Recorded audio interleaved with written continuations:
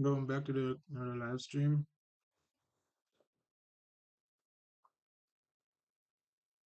Going back to the live stream. Just checking out the video. It seemed like there's something wrong.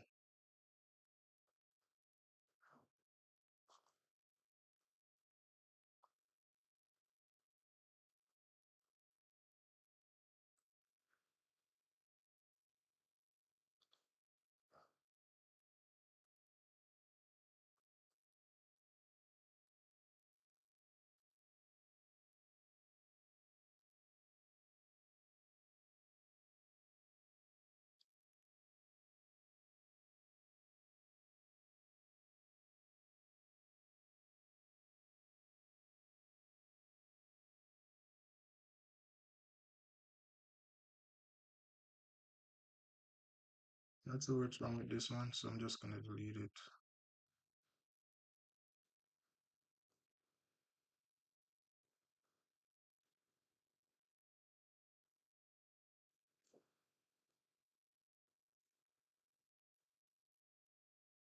Hope I didn't delete the wrong thing.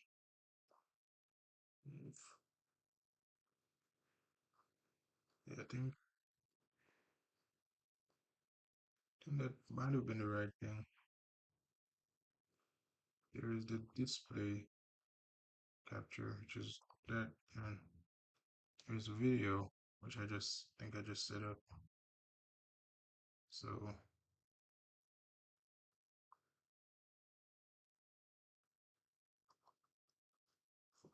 all right. So hopefully that's working. So I'm back again with another video, another live stream.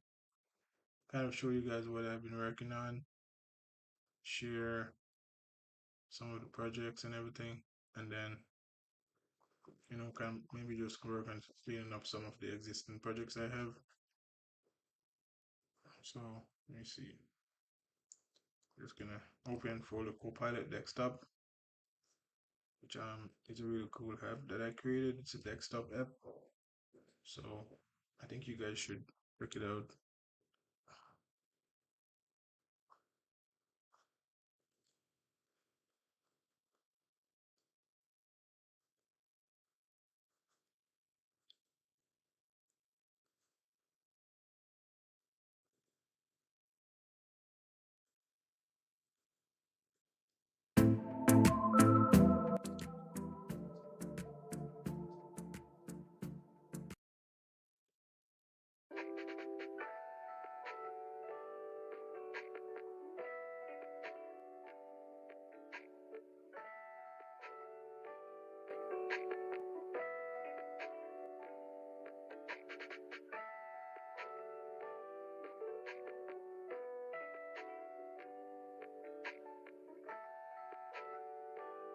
So yeah, so basically yesterday I was working on Grocery AI. So Grocery AI is actually an AI native grocery platform, and it's basically in production now. I did some tests on it also yesterday, and it kind of showed. I did like a test on all of the different verbs that the AI could execute, and it was able to execute all of them except one, and that was like really good because that means that if you ask the AI to do like about 52 different commands, it would do them because it have access to all of the verbs. And I had it up. There's like a pipeline that you could test all of them, so you could see like is something working or not. And even Cursor was telling me that it's really good to the way it's set up. Like the testing is really straightforward. I think that's the last thing that he said to me last night. He said, "Nice to hear it. It's working well. The verb test suite should make it easier to catch regressions as you keep building. Open verb based verbs design is really good because it makes this kind of testing straightforward." So that's basically one of the benefits of open verb. When you're testing out the pipeline, you're kind of just feeding it verbs as a test. which has like different effects and schemas and everything. Fill them. For example, if you wanted to, if you had an app like with 10 different verbs that you wanted to test, you would just have to kind of make a pipeline and kind of fill all of them in, and then you could see how if the app is working right. You know, it's basically the same thing if you're testing another app, but because OpenVerb is it's based on all these verbs and everything. It's like filling out a form, and if the form is not submitting, basically it's like something is wrong. That's basically the concept behind testing. Testing most apps, I guess. Um, I need to log back into my OpenVerb. I moved OpenVerb to a subdomain yesterday, the ghost tree.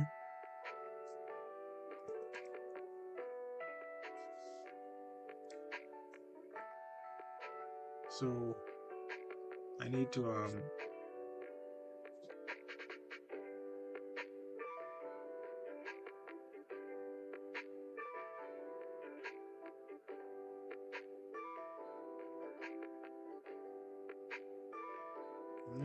in.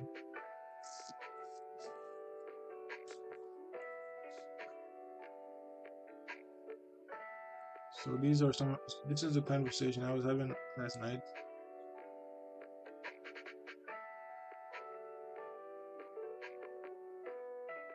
The recipe wasn't working, but I think it's working now. I could possibly ask it. Can you create a recipe for me for home cooked meal? See what it says.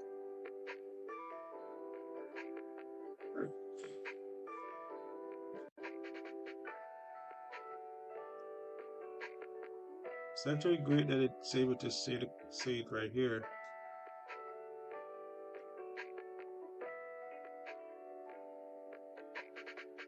Saying the same thing.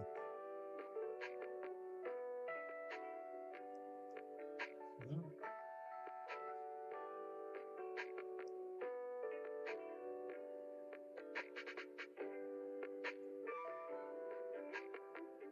We should have a direct recipe.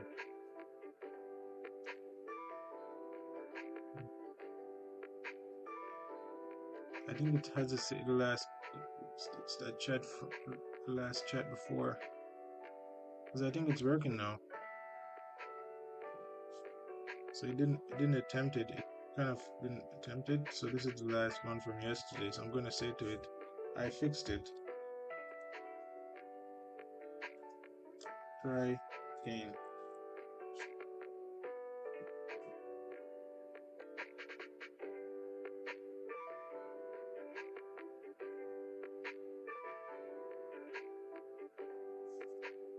But it's good that it has like context for the entire conversation or part of it.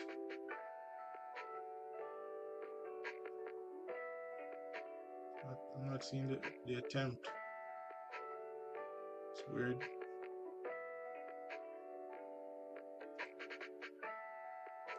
It means it's not attempting to do it.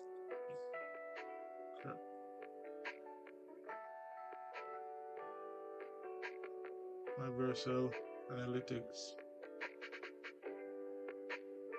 to find out how to. Maybe I shouldn't be showing that. So I'm gonna turn off the screen to see what's going on with the thing, and then I'll come back.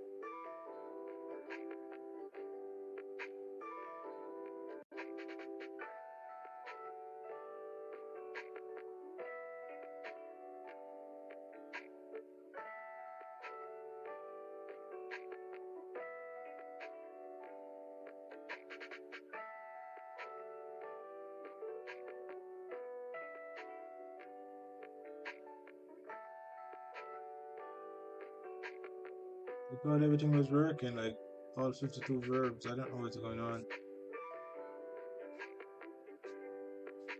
I don't know, like we did like a test, but I don't know, maybe the AI is seeing something different, but I thought it would have been able to see the same schemas and everything.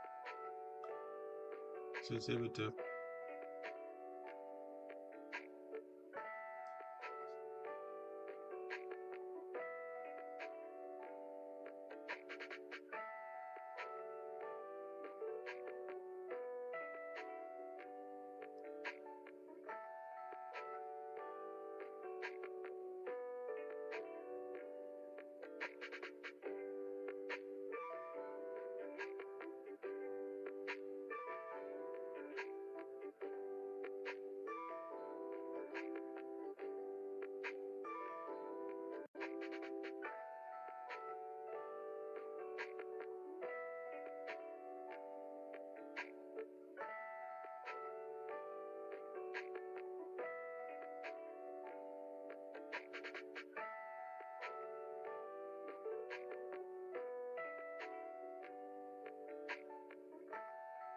I don't know how it messed up the grocery listing, but that wasn't something that was ever changed. So weird. Like this thing is so stupid. Jesus Christ. It's messing up stuff that I didn't even touch yesterday. You're saying I should run this. I'm not running this in neon like that. That's crazy. This thing is so fucking crazy. It's not even funny. I'm not running that in neon.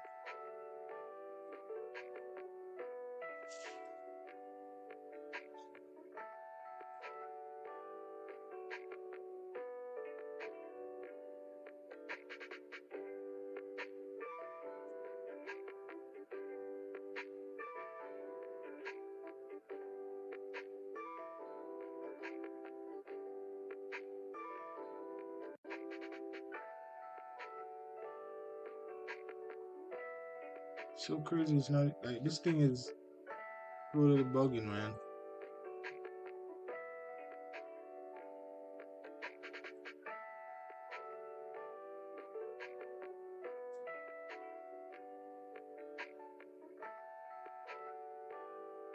Stop. Doesn't make any sense. But this thing is fucking undo. I'm not doing any of that shit.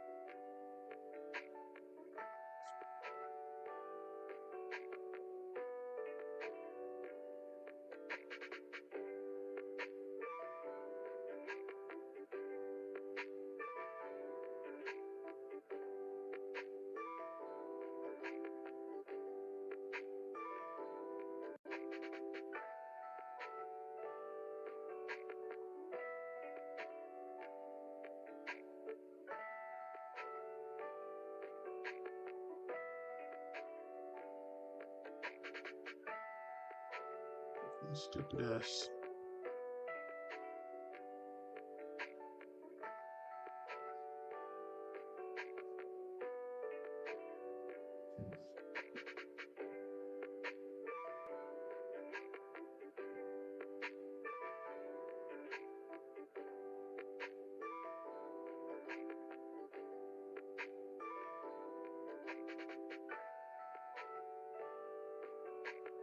So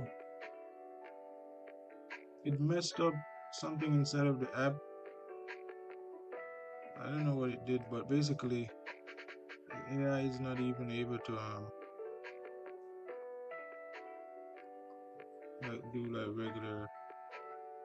regular stuff or something. I don't know what it did, but the AI is not even executing. It's not even showing anything in the data in the logs.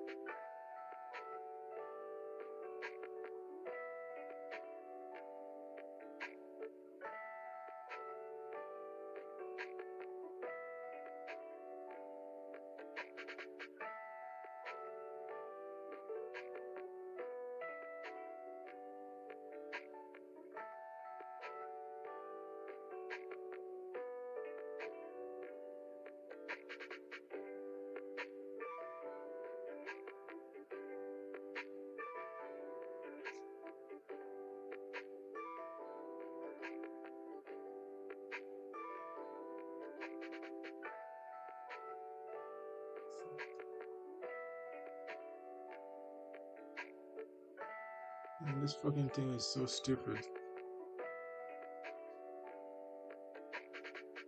And this is something that was working fine yesterday.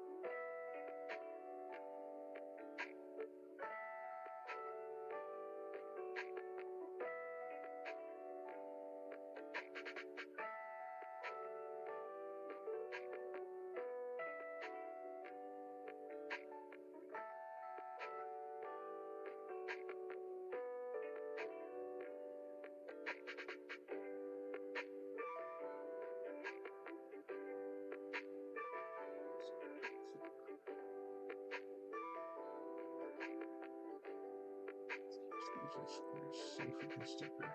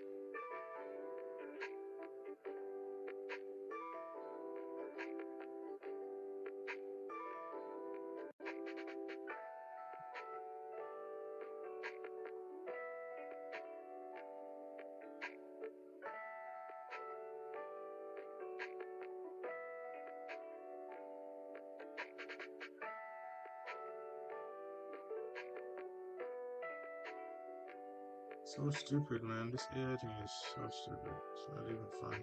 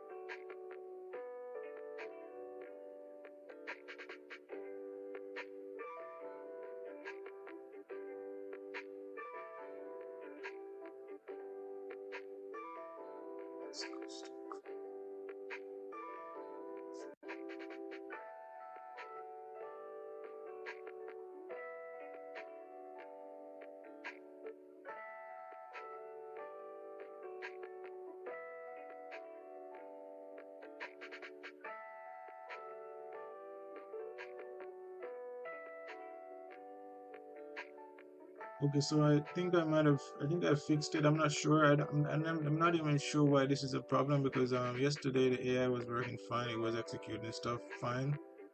So I don't know what cursed it did. It's so stupid. It's always messing up my stuff. So I'm gonna ask the AI to do it again.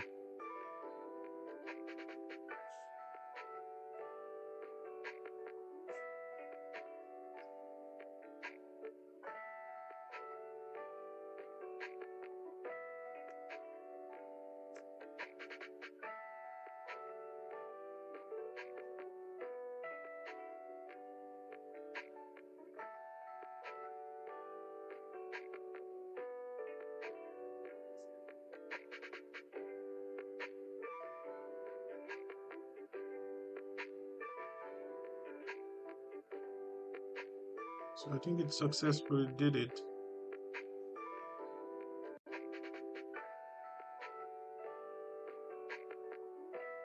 Successfully says, great news, I have successfully created a recipe for a simple home cooked meal. Here are the details. Simple home cooked meal. And then it gives you all of the stuff. So that was a test. So the problem is that I didn't have a meals thing right here that you could go to. I think I probably need to do that. The meals right now seem like it's at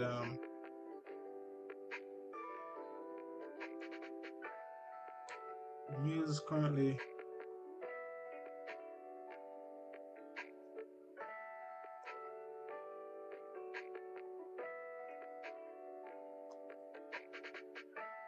doesn't seem like there is a meals thing. These are all tested.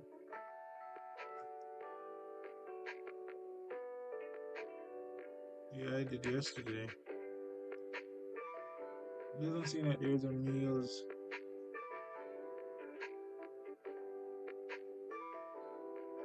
I think if I go to dashboard,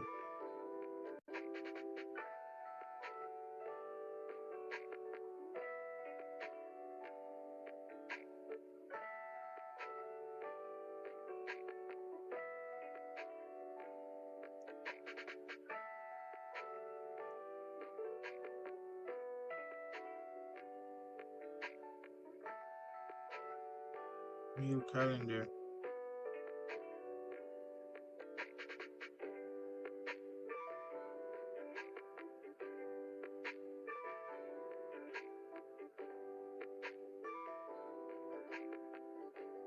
Doesn't seem like there's a meal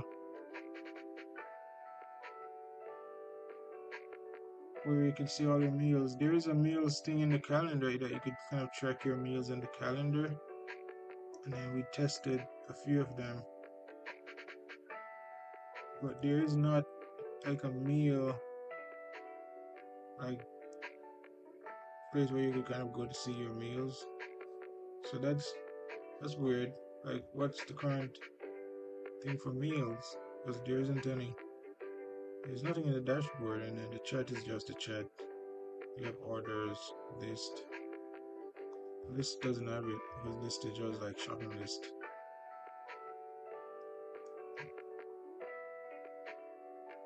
Maybe I should have created a meals table, a meals page.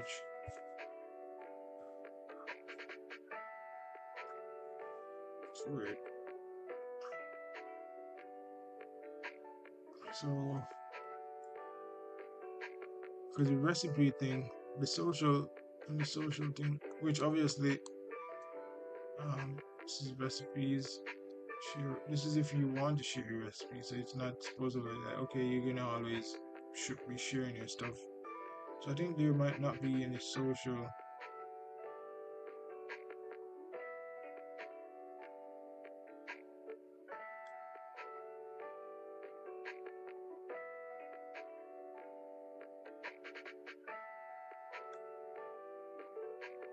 Ah, I need to close my neon out. I don't know why I continuously show personal stuff.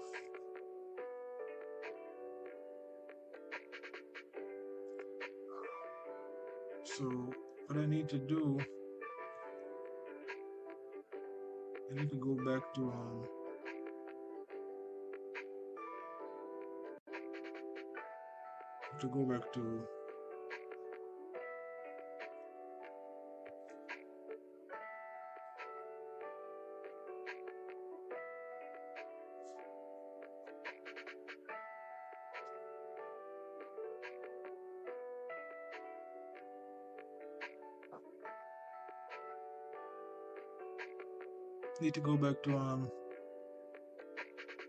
cursor and ask it what's going on with the.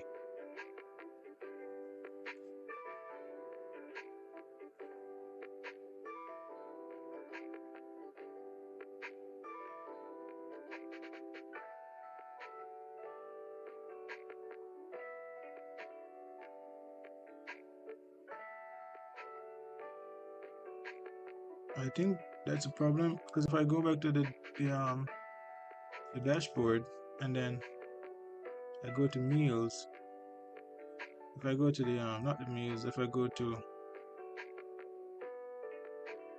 calendar, which seems to be the only place that has anything like that.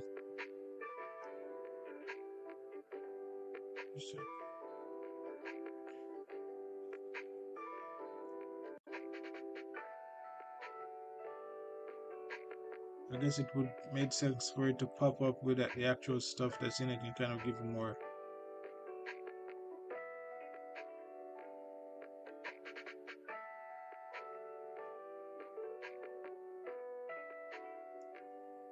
See that there's no meals page where users can track their meals or a meals component in the dashboard that summarizes meals and expands to give details. The calendar does seem to show anything, does not have a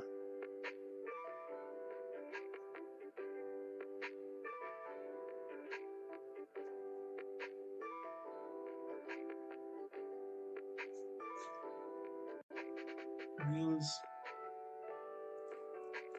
should or be tied time.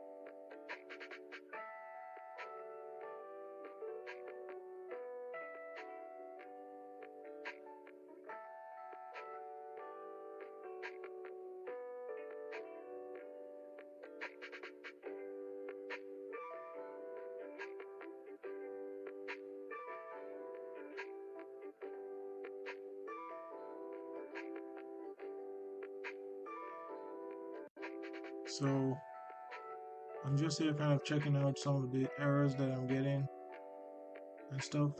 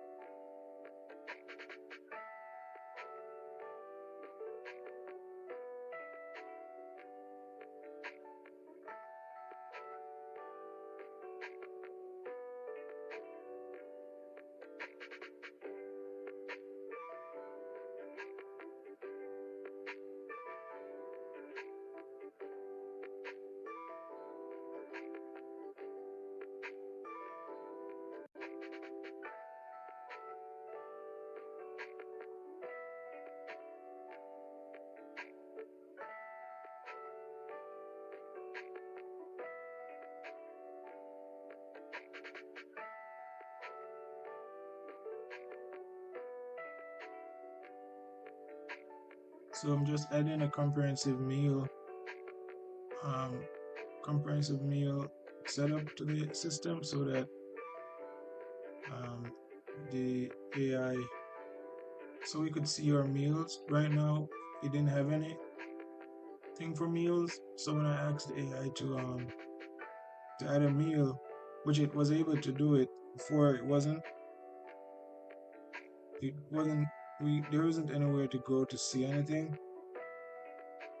But at the same time, it's great that it has a chat interface so you could see what it did and it persists in your database. So for example, um, it was saying I attempted to create a recipe, but it wasn't able to do it. But after it did some changes and stuff, it was able to successfully create the meal. So now this is the meal that it created, but as I said, there isn't anywhere that you could go to see it in the database. But for example, if you asked it to create a shopping list, we would have been able to go to shopping list and see what it created.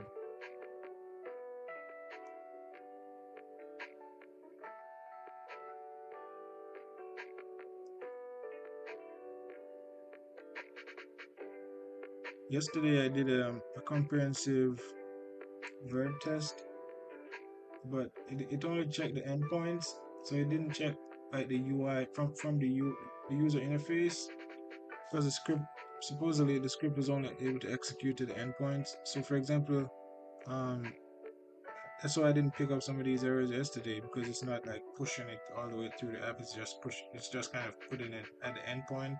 That's where the functions execute, or the features of the app execute.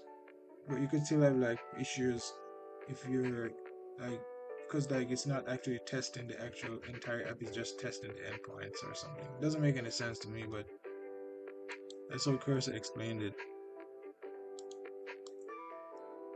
So it's creating all the different stuff that we talked about. It's creating the page for the meals. It's gonna add the meals to the drop down. So when a user logs in, they're gonna be able to see the meals and everything. So it's doing that right now. So we should be seeing a few meals once I push that to the, or at least one meal, because we did create one. So we should be seeing that once we have that page set up.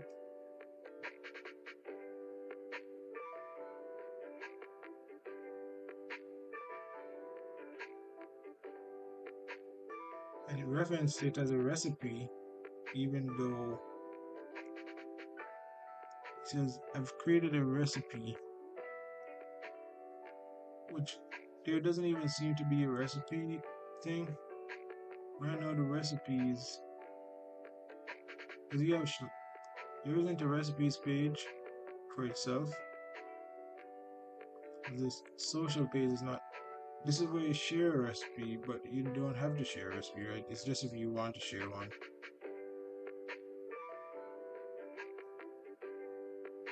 So I think I need to have the meals page double as a recipes page also. I guess that might be the best approach.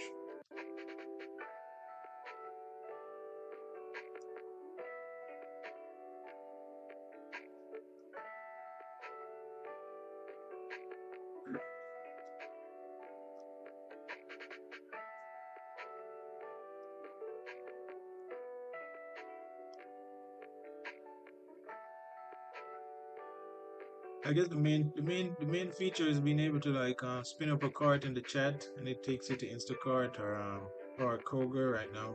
I probably should try to set up the Walmart thing, but I'm probably going to eventually do it.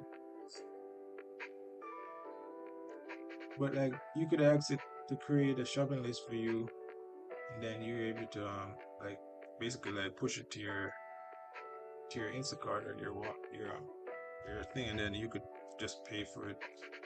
And then it's like kind of a better way to order stuff than to be searching for all of the stuff yourself. And then you could still see, for example, cancel.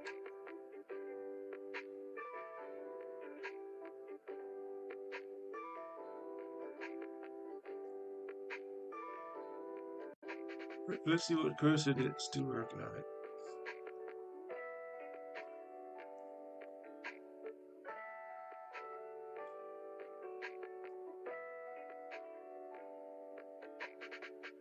For example, like even with the Kroger thing, you could click on each of them, and it kind of takes you to the page where you could see the item. So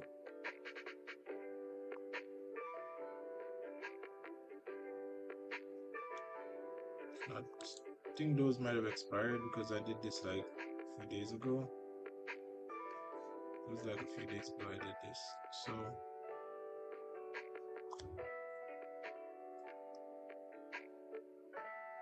yeah, I think those might have expired. So I could like ask it to do a new one for you guys to let you guys see how it works. Let me see.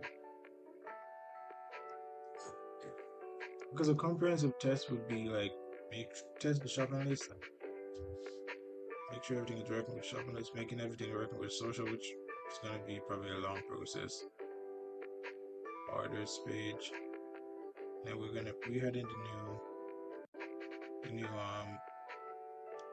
meals page, which is it's probably a good place to just put recipes, because the current recipes was all social stuff. It's not like your recipe should be something on your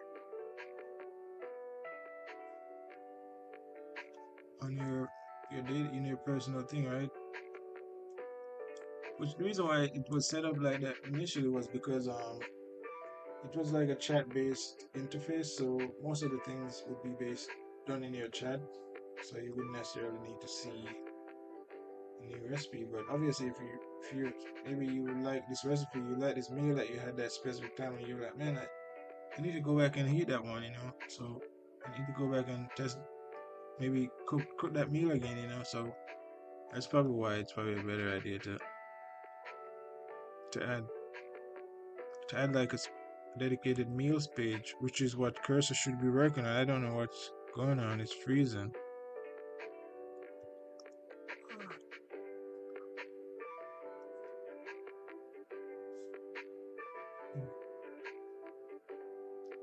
Still working.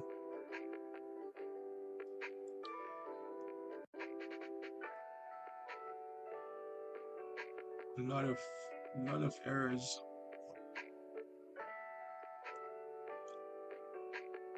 Yesterday I was looking at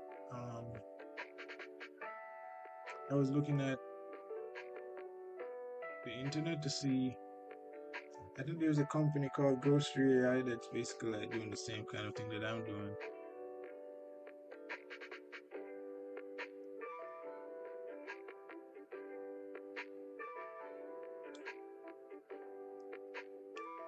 They're basically creating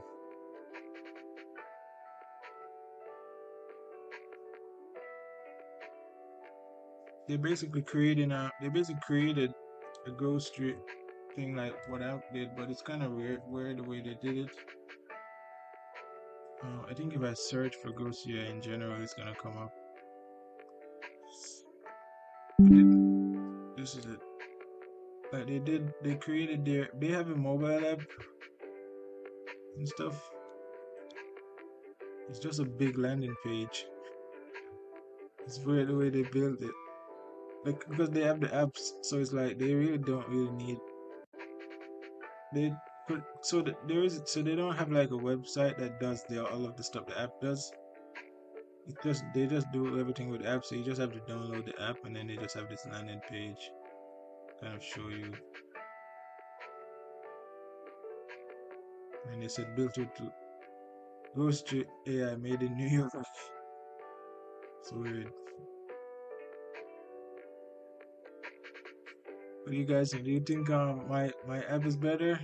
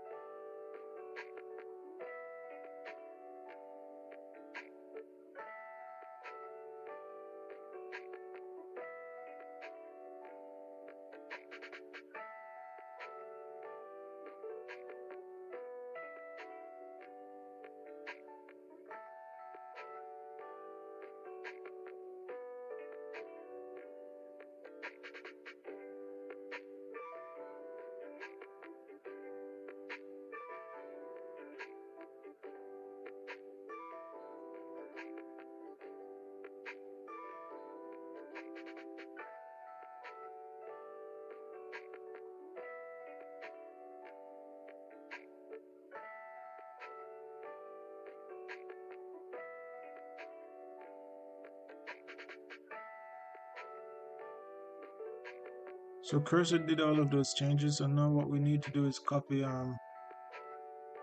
this. Then we're gonna push those changes to GitHub.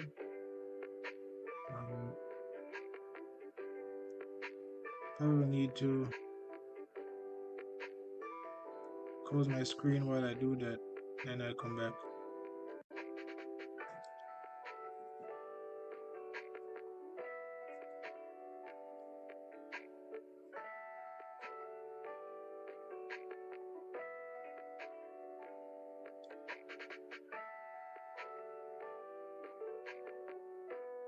So right now I just made some changes, pushed some changes to my GitHub.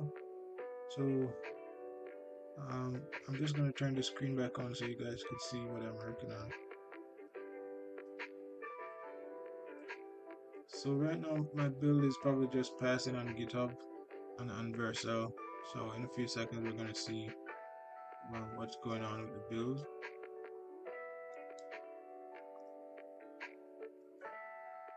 Yeah, we could go to this new page that it created for us.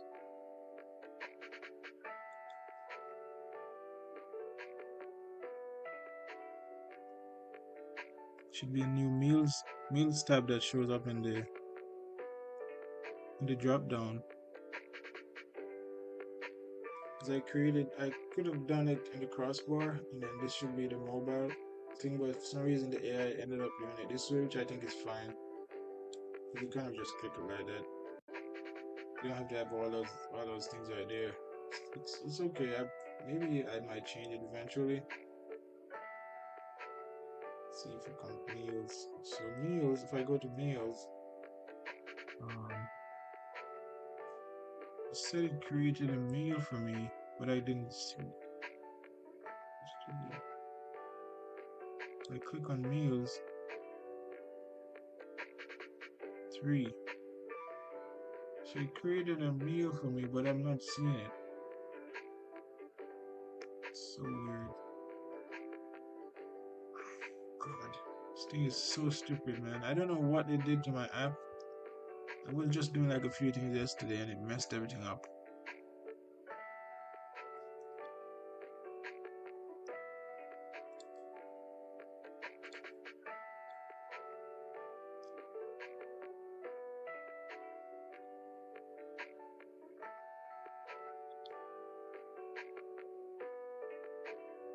Not even working right. Like obviously if you click a meal, if you click this drop down thing, it's supposed to expand further and show you what is in the meal, right? This thing is, I don't even know why I'm wasting my time doing this thing.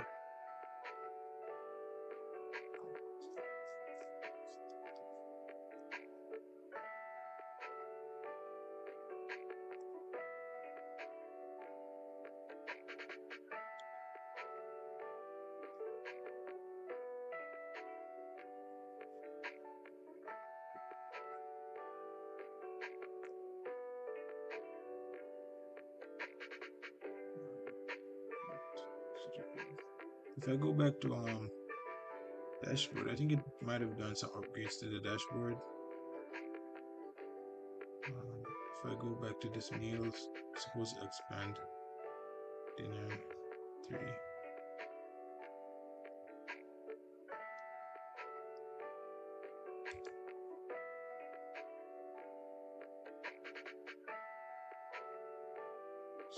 So stupid, it doesn't even make any sense. But anyways, said it created a meal for me, but for some reason it's not showing up anywhere. Those are just the 3 meals that the AI 3 meals this week. And you still can't even if you go to this 3 meals this week thing and you do the drop down, you're still not gonna see anything about the meals. It's just, isn't it supposed to be tied to a recipe or something or whatever? Like it's not supposed to just be like that. It's supposed to even have like a summary. Okay, this is the meal. Like it has this, and this in it.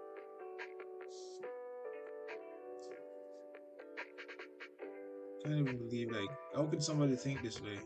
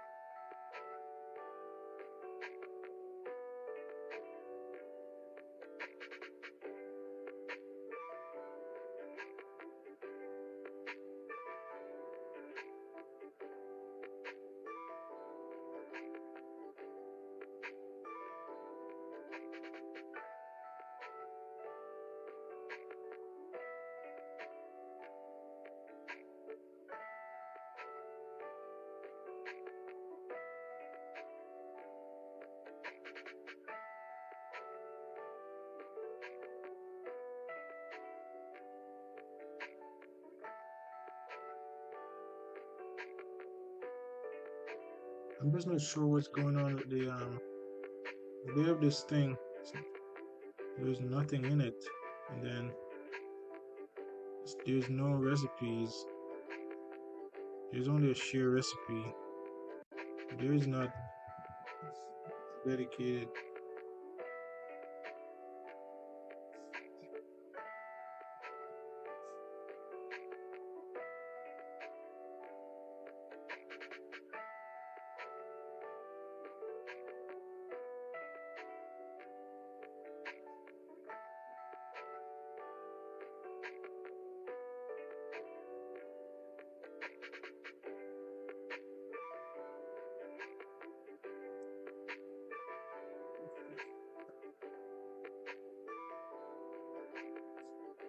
So there doesn't seem to be a dedicated page for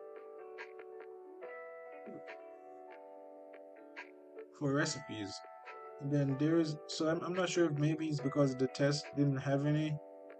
Right, so this is recipes. So there is a dedicated recipes, but it's really hard to get to. So there is a dedicated recipes library, but you have to go all the way to the dashboard to get to it. And then I'm not even sure if that was the same thing with the meals, which hopefully there wasn't a meals thing.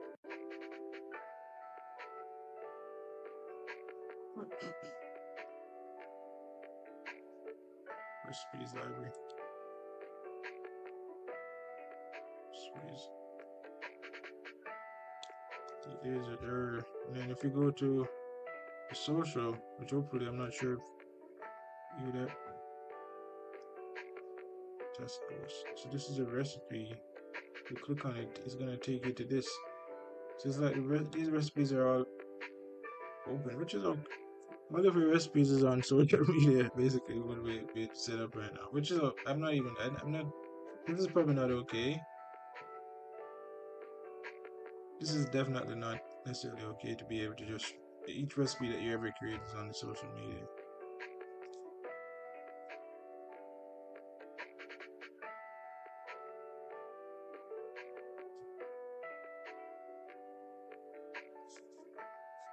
So I need to kind of fix that. So I'm not sure what's going on with the current meals thing. Because I'm sure the AI said it created a meal for me outside of these 3 test meals that was created yesterday. But for some reason it's not showing up. And then this stupid ass doesn't realize that you have to be able to show something more than just these the stuff, that you have to be able to like go to the actual meal and see what's inside of it.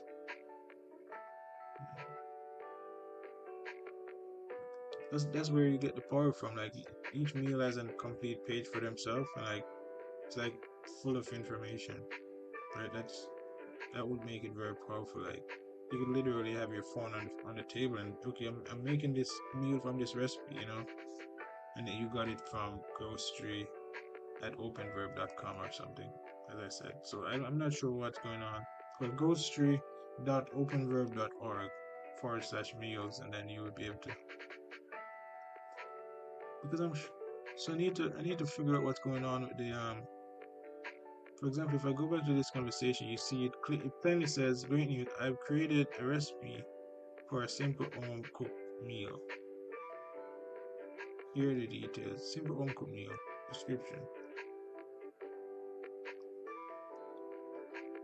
If I go to my list, I didn't actually create a list, so I'm not sure what.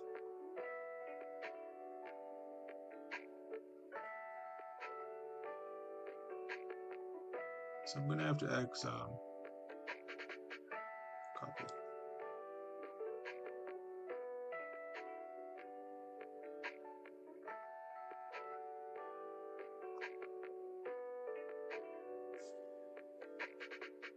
Seems like there is a problem with the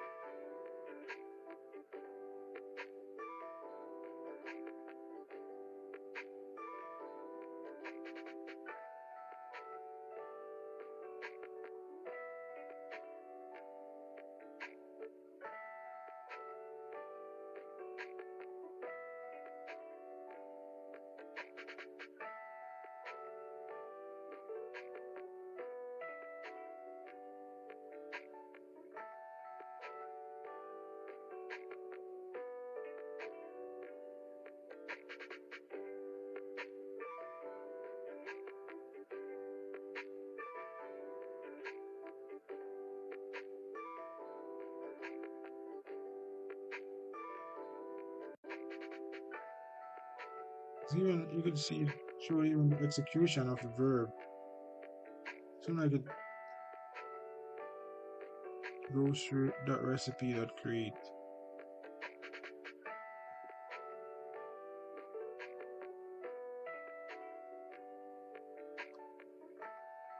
So it seemed like it was able to create the thing, but for some reason I'm not able to see what's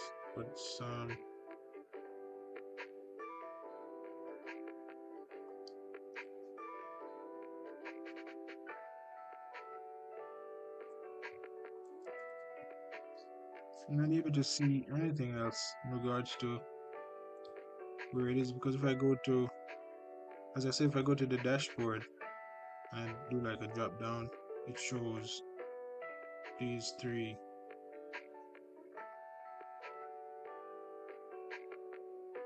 instead of showing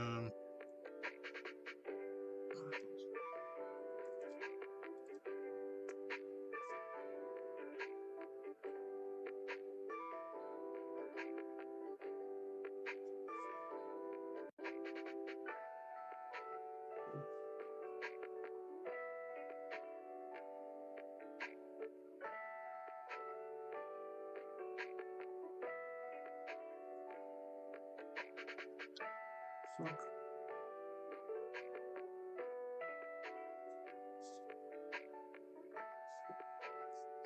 So I'm trying to fix that right now.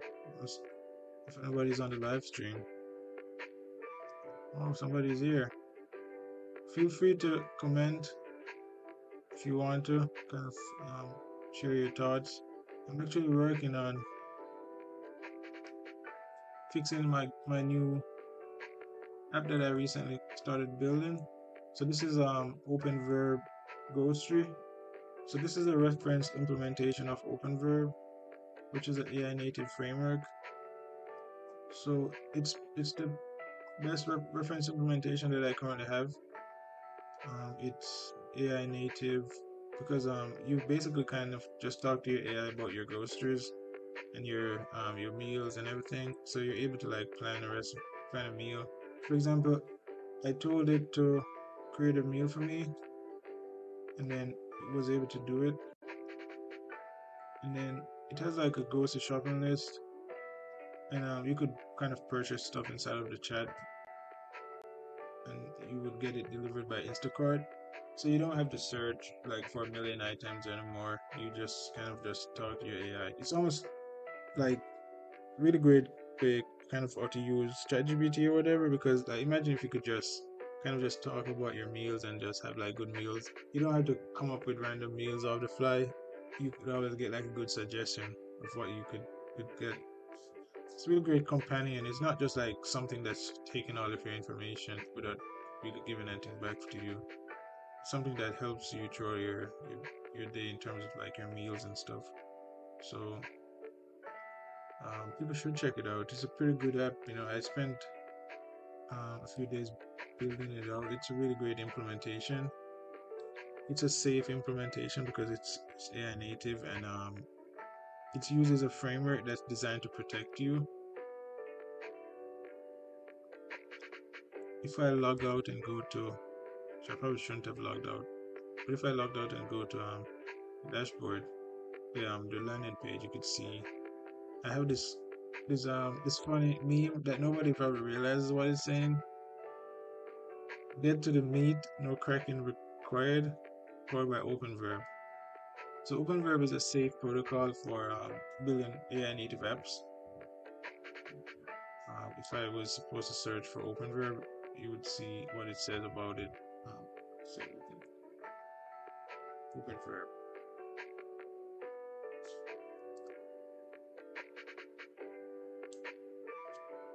framework or something like that. So this is OpenVerb is a capability-driven application framework that lets developers define app actions or as reusable verbs, enabling AI and software to interact safely and consistently. You see, it mentioned the word safely, right? So it's not going to hack your thing or get any of your personal information. It's just helping you to get groceries and stuff. it's a really great implementation.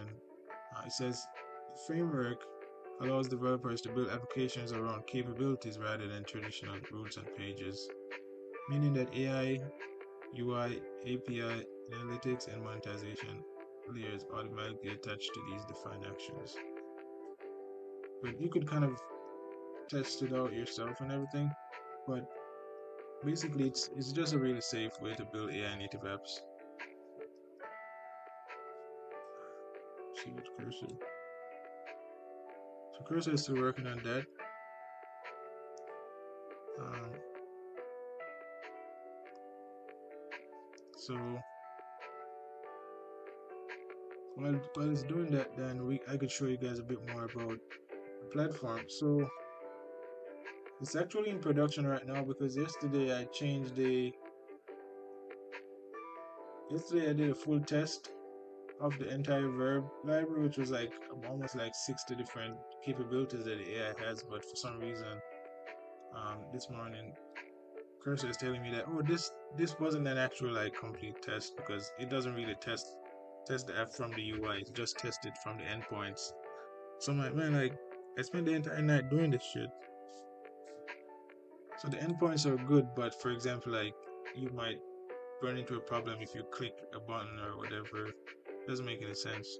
But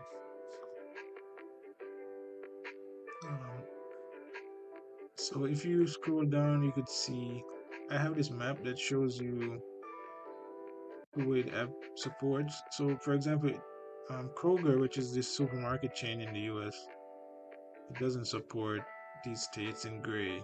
But Walmart and Instacart is everywhere. Right now I have the Kroger and the Instacart integration.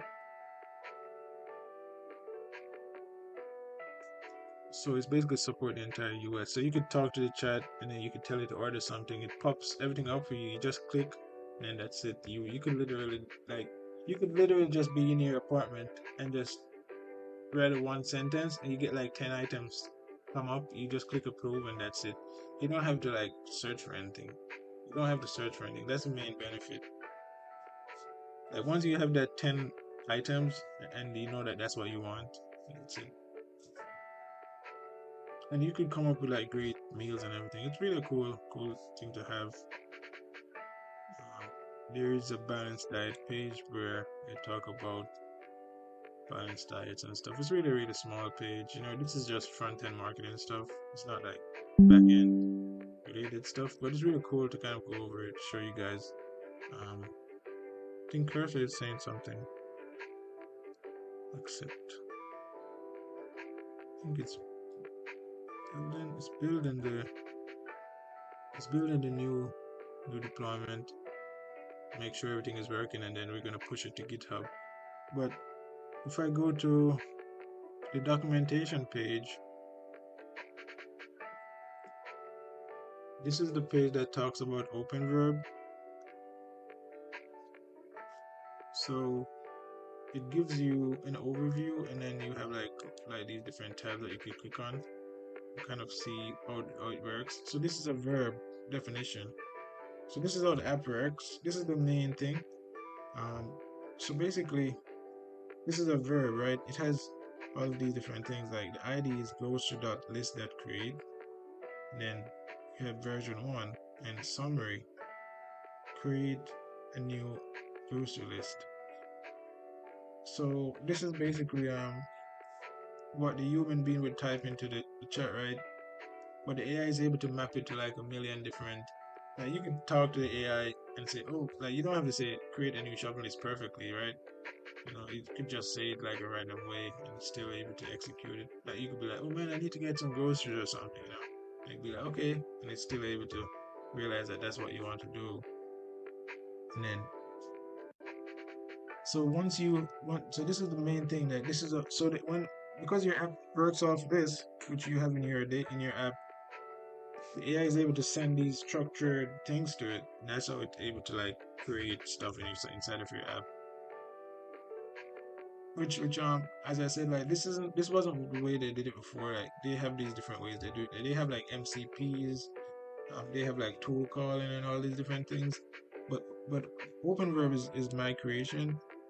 Um, so for example, this is a list of some of the verbs that currently available. And then this is like another page that shows you the architecture. So it shows you like the user chats with natural language, and then the API. Um, cursor is saying meal detail page. Meal. Clicking a meal in the calendar opens a full detail page showing the meal name, type, date, meal, recipes.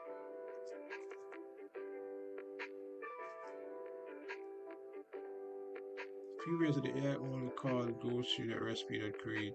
Not, no, so nothing was added to the meals calendar.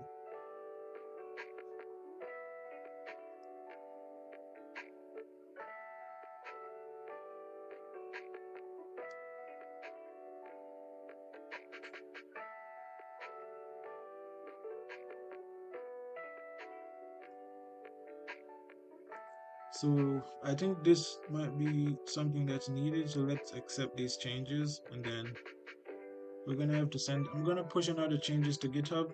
So I'm gonna close my screen for a second, and then I'll come back to show you guys what Cursor supposedly did. I don't even think it knows whatever it's doing, but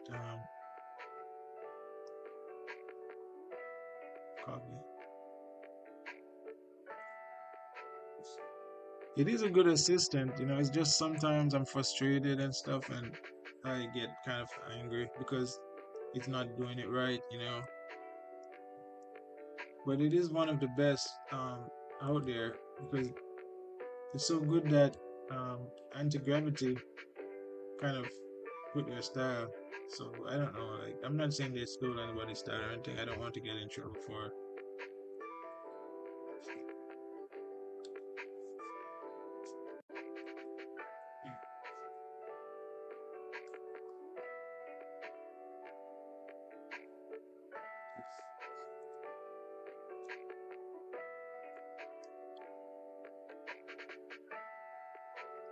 Oh, that's weird.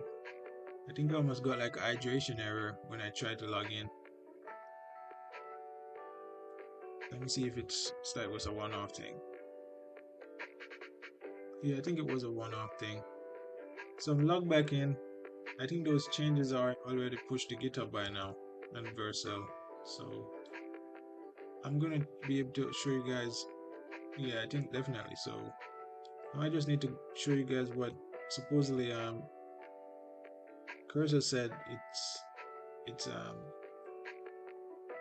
Cursor said it did it, right? So let's check it out to see what it supposedly did. Okay, so if I go to dashboard, it's supposedly um let me change the team to white team. I think I don't know. Maybe you guys want to see the white team for a second. That dark team is so so crazy sometimes, right? But, all right. So it is seem like it's working. So if I click, so if I click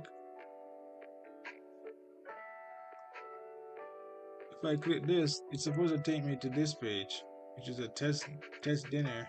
This meal is not linked to a recipe. Add a recipe when creating a meal to see ingredients and instructions here. This is insane. Doesn't make any sense, right? Why can't you create add a recipe here? Why isn't like there's like a thing that you could kind of link everything back? Because it really would just be like a simple drop down, right? Maybe I don't know. Maybe I'm gonna have to sell this to big restaurants or some big like hotel or whatever or something. I don't know, like because this thing is getting insane now.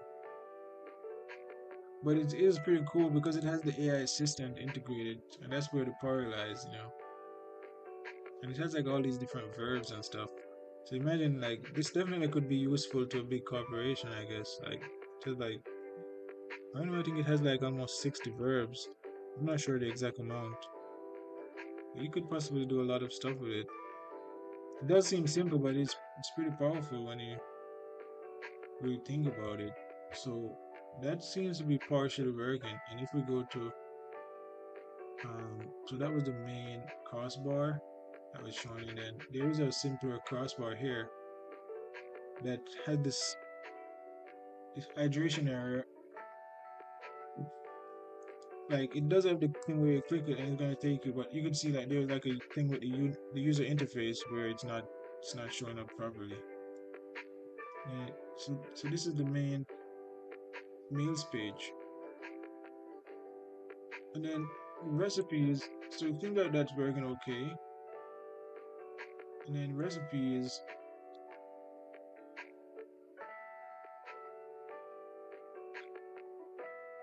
So it supposedly said that the only reason why that recipe didn't show up was because it only created a recipe. So why is only 3 recipes showing then? Recipes library in this thing. It shouldn't need to be 4.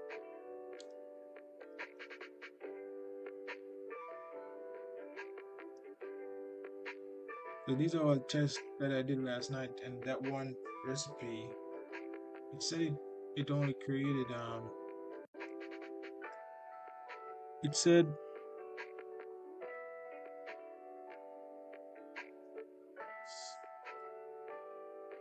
I think it explained it like it was saying like, okay, the reason why it didn't show up in the meals is because it only created a recipe, but I'm not seeing it in the list. So I don't know, maybe it only shows 3 at a time or something. I don't know. Like you need to have a complete recipes page, and then there's so many stuff to do with this thing. It's like crazy, right?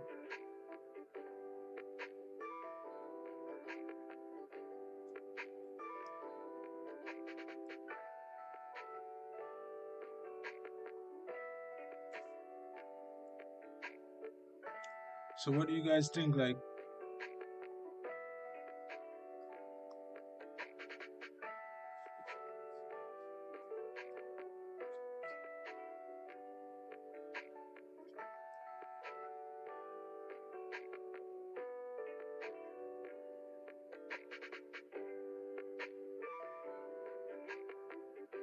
so I need to find out what's going on with that.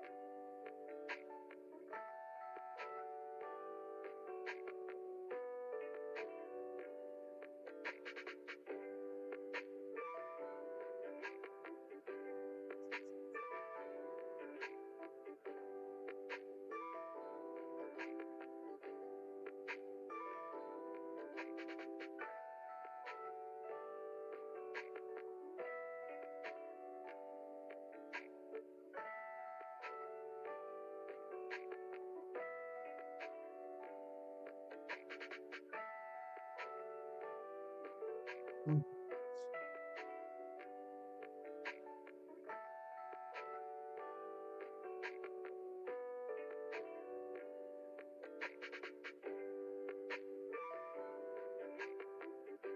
So say recipes one. I think this is the recipe that it's talking about.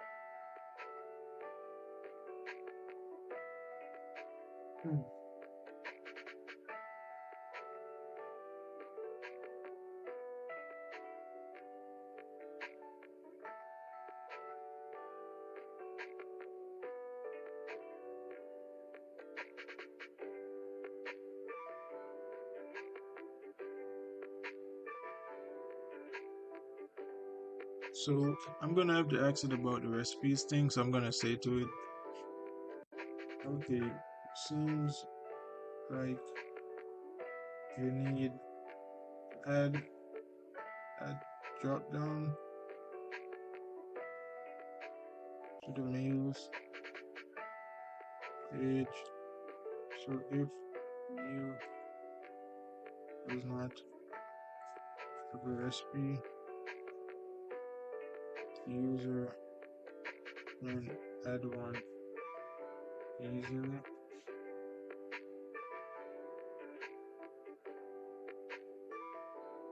or add a time.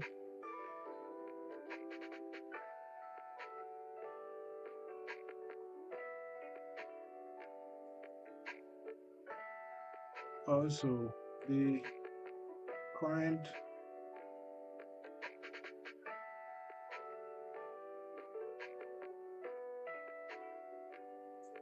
seems to need a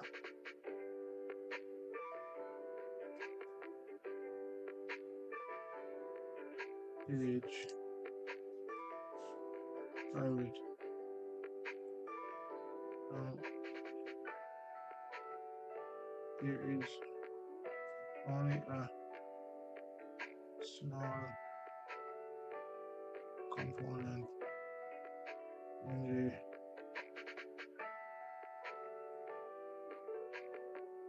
that recipes, but seems to also show stuff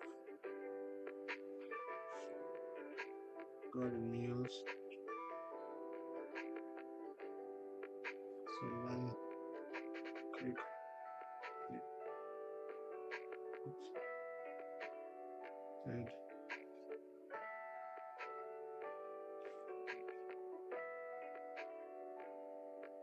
it's in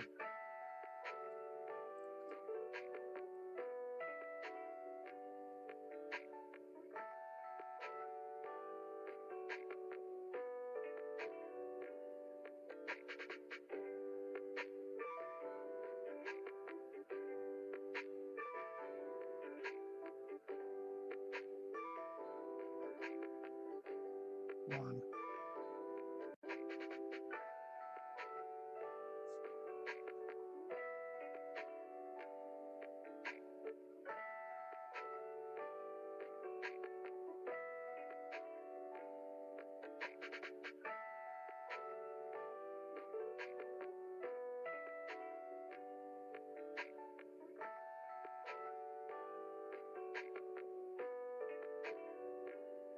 Okay, so all right. So basically, I need to figure out what's gonna. So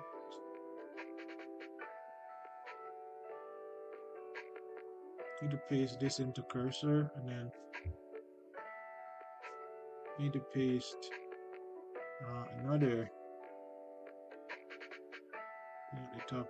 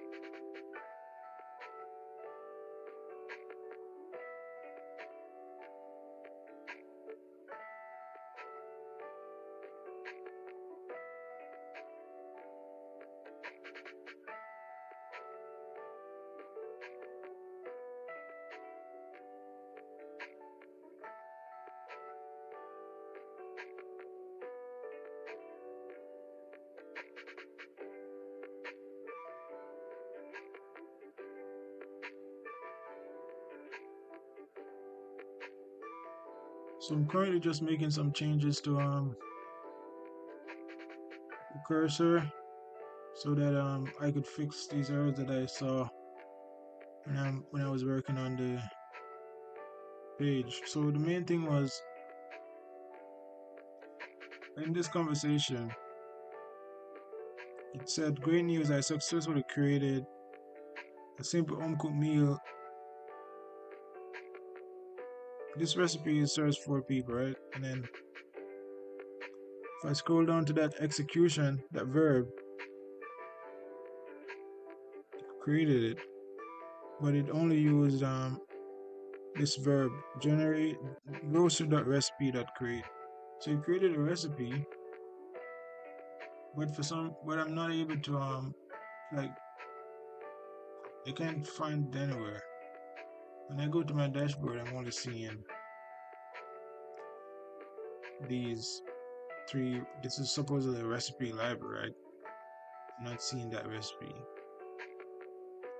And these are not recipes, these are meals.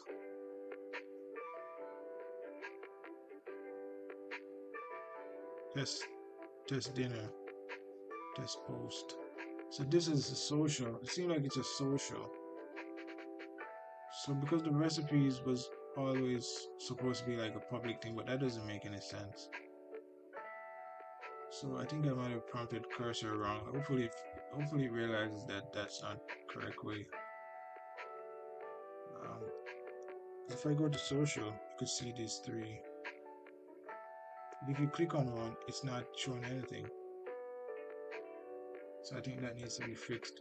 But this is all public. So each time you cook a meal, it would show up here, which doesn't make any sense. But you should have the option to make it private.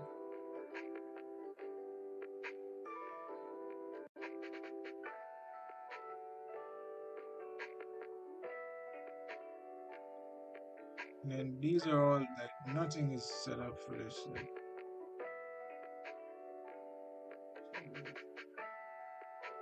just persist. I don't even know. There's a lot of work to do with the social page.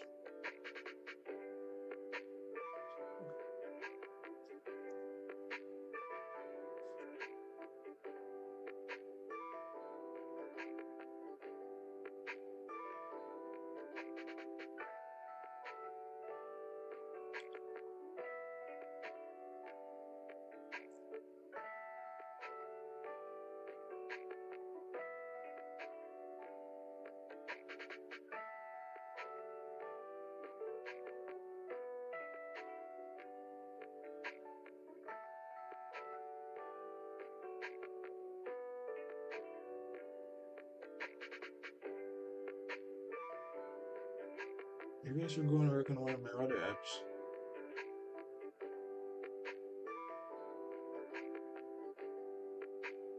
It's a lot of stuff to work on with this.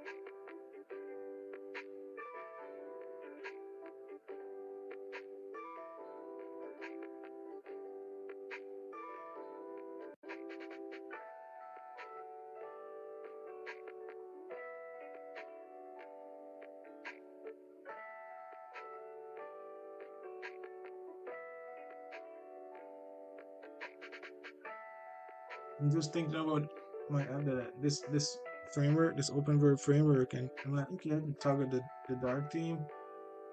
But the funny thing is, with OpenVerb, you could actually expose this dark theme to the AI, and then you could even ask the AI to turn on your dark theme for you. Like that's how crazy this framework is, this OpenVerb framework thing that I created. You're even able to use it to literally basically do anything. But I didn't expose that verb to the AI, so I can't actually ask it to do it. So I have to toggle this thing, which is okay. Like, which it doesn't make sense for you to type. Could you turn on my dark theme for me, or could you turn on the light theme into the chat? Like that doesn't make any sense. I guess it could make sense if you wanted, but I don't see the reason why somebody would do that. It would be cool to show. I didn't even realize that. That's a cool example of the framework. You could literally just type in the chat, turn off your dark theme, and it turns it off, turn it on. Like I think a lot of those functions that you have to search for, you could literally do them. Like like a lot of apps you have to search to change the theme. Like it's not like it's not something that you just see show in the top bar. Sometimes you have to like go into settings and stuff. So I think that's basically how the OpenVerb framework works. It's pretty cool that you could expose basically your entire app capabilities to the AI. Um, you would probably don't want to expose certain parts of your app to it, like maybe authentication or something.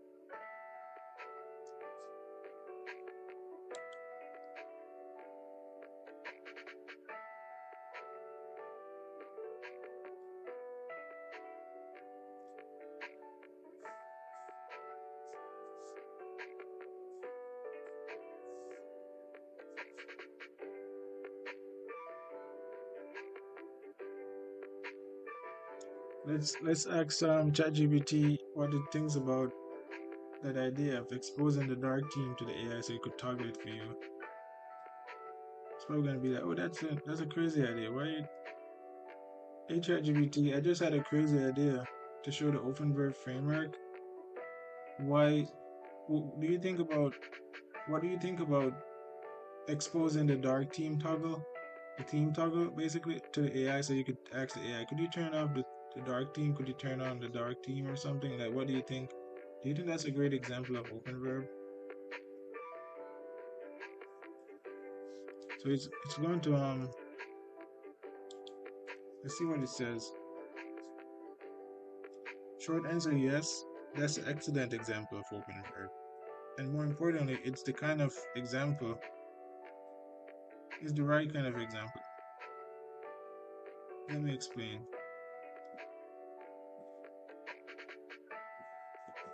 Let's see what it says. That's an excellent example of OpenVerb. And more importantly, it's the right kind of example. Let me explain why this is strong, how to do it cleanly, and how to avoid turning it into a gimmick. Why the theme toggle is actually a perfect OpenVerb demo. At first glance, it sounds small. It isn't. A dark light theme toggle hits all the core OpenVerb principles. One, it's a real action, not a toy. It changes application state. It has side effects, UI, user experience. It's reversible. This is real execution, not a fake demo. Here too, it cleanly separates intent from execution. User says, open quote, turn on dark mode, close quote. The AI does not. Click buttons, simulate DOM events, hack CSS directly. Instead, it calls a verb. You can see the code in our conversation history. It's exactly what OpenVerb is about. HUNF 3, it's deterministic and auditable. You can log who requested it, what mode was set, when it happened, what the previous state was. That alone differentiates OpenVerb from AI Clicks UI elements. 4, it scales conceptually. This is the key insight. Once people understand AI can toggle dark mode via a verb, they immediately understand toggle layers on a map, switch CAD snapping modes, enable safety constraints, change execution environments, alter system configuration. Theme toggle is the hello world of execution layers. Why this is better than most AI demos? Most AI demos show chat responses, code generation, simulated actions. Your demo would show open quote AI performing a concrete, permissioned, reversible action inside the app. Close quote. It's rare. And very aligned with Open Verb's thesis. How to expose it correctly, important. Do not expose UI internals. Avoid, click the dark mode button. Toggle class on body. It's brittle. That's brittle and anti-Open Verb. Expose a semantic verb instead. Example manifest entry. You can see the code in our conversation history. The AI doesn't care how the theme is implemented. The UI listens to the runtime, not the AI. Flow should be 1. AI decides intent. 2. Open verb runtime validates 3. Runtime executes verb. 4. UI reacts to state change. That separation is the whole point. Why this demo is especially good for your ecosystem. Given everything you're building, Open verb, grocery app, AI-driven execution, UI plus info thinking. This demo is non-destructive, feels safe to users, is instantly understandable, works in screenshots and video, works in a live demo. You can literally say in a video, open quote, watch this. I'm going to ask the AI to turn off dark mode. Close quote. And then it actually happens. That's powerful. How to frame it. This matters. Don't say, open quote, look, AI can toggle dark mode. Close quote. Say, open quote, this is a trivial example of a deterministic action exposed to AI. Close quote. Or open quote, this shows how Open Verb turns UI behavior into a governed capability.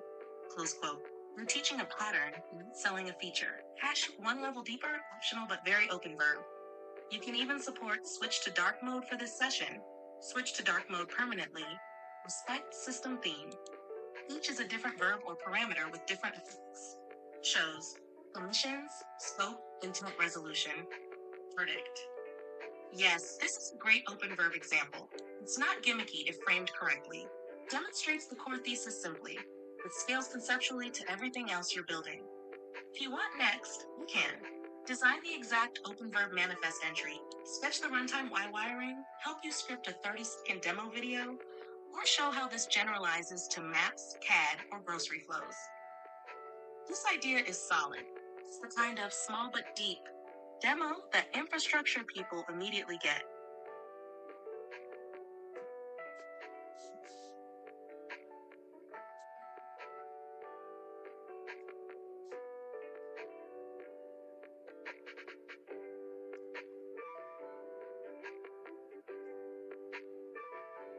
So I just spoke to ChatGPT and it said it thinks having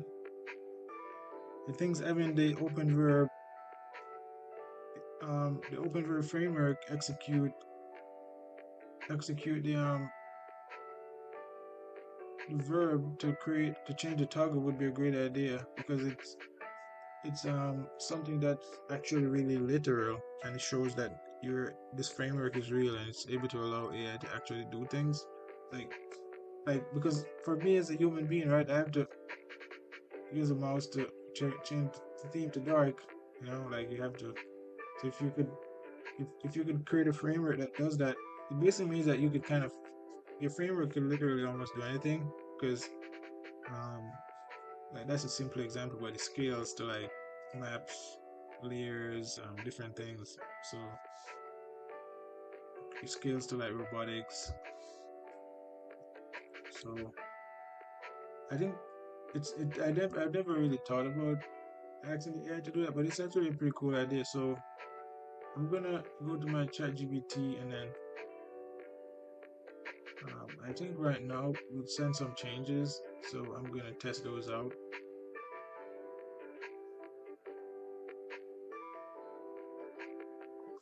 Let me see. I think I sent some changes to which was 2 minutes ago.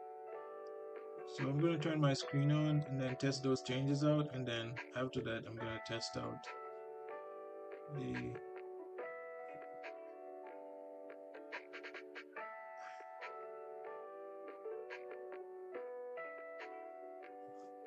it should be a new my recipes page. Right. So this is my recipes page. You're able to see all of your recipes.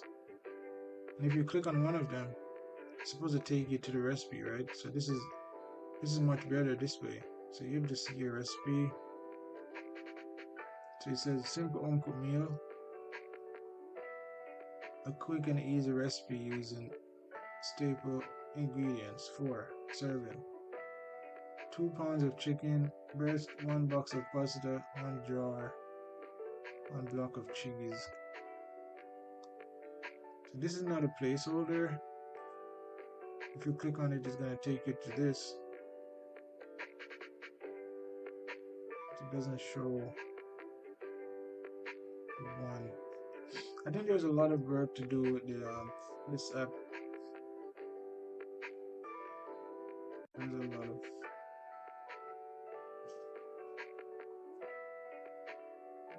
meals.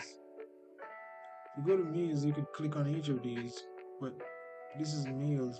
It's not. Is it hydration error? Must be an hydration error.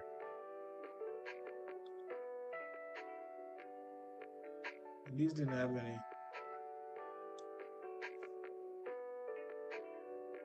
Weird.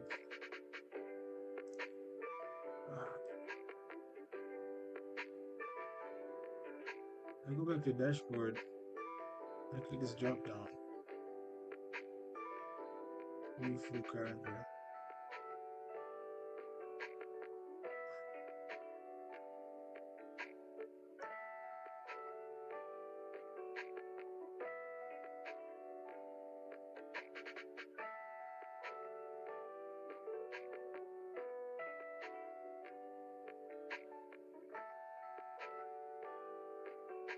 Simple Uncle Meal. It should take me right there. These recipes are.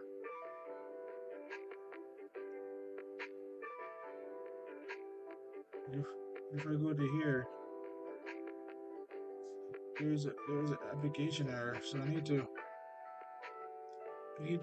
let cursor know about this error.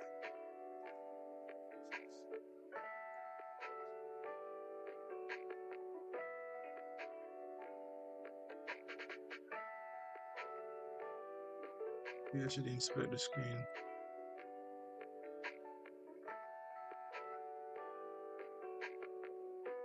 Sure.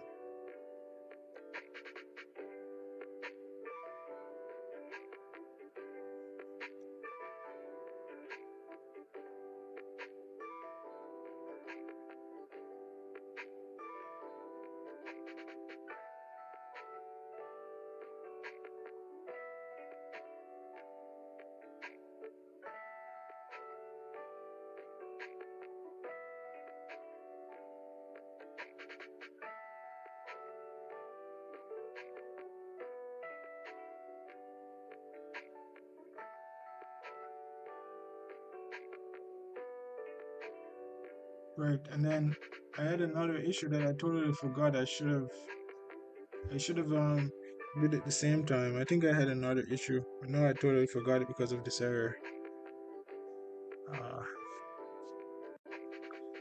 so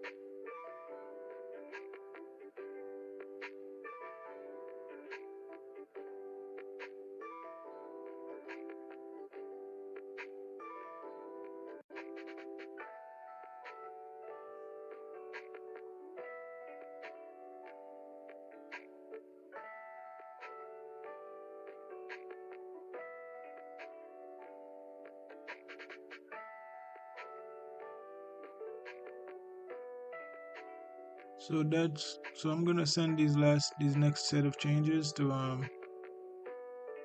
the cursor. to the GitHub, and then you'll see what's going on with everything.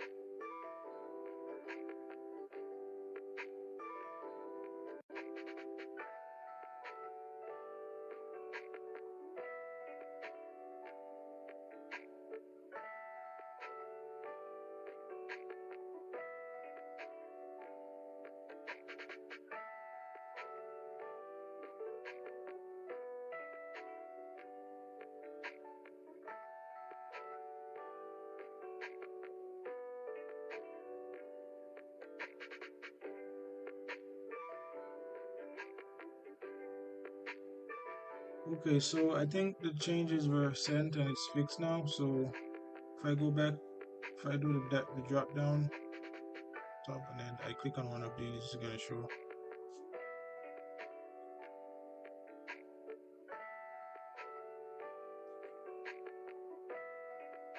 And then I could add a recipe, which there is a simple uncooked meal recipe, and then I could add a time. 10 a.m. That's current time.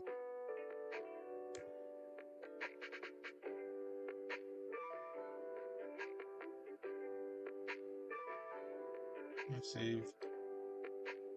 If I go back to my dashboard,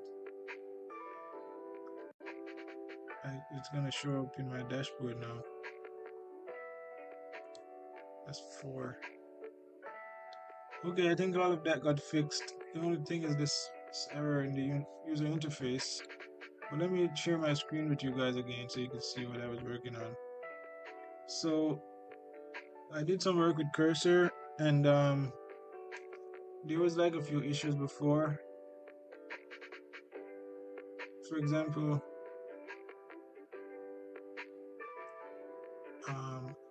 the main issue was that I need to fix this thing. It looks kind of crappy, right? There was like a few issues. So the main issue, this didn't update, but like if you talk to the chat, it's gonna create an update either. So weird. These are meals, but I think I created another meal. It's supposed to show up, right? It's supposed to show up here with, but it did.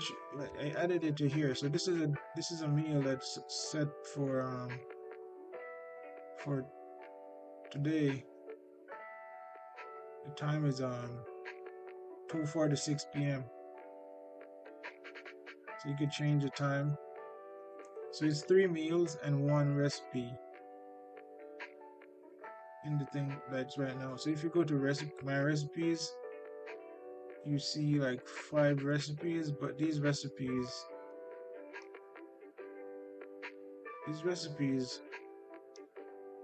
must be test recipes. I don't know what they're placeholders or what. I think they're not placeholders.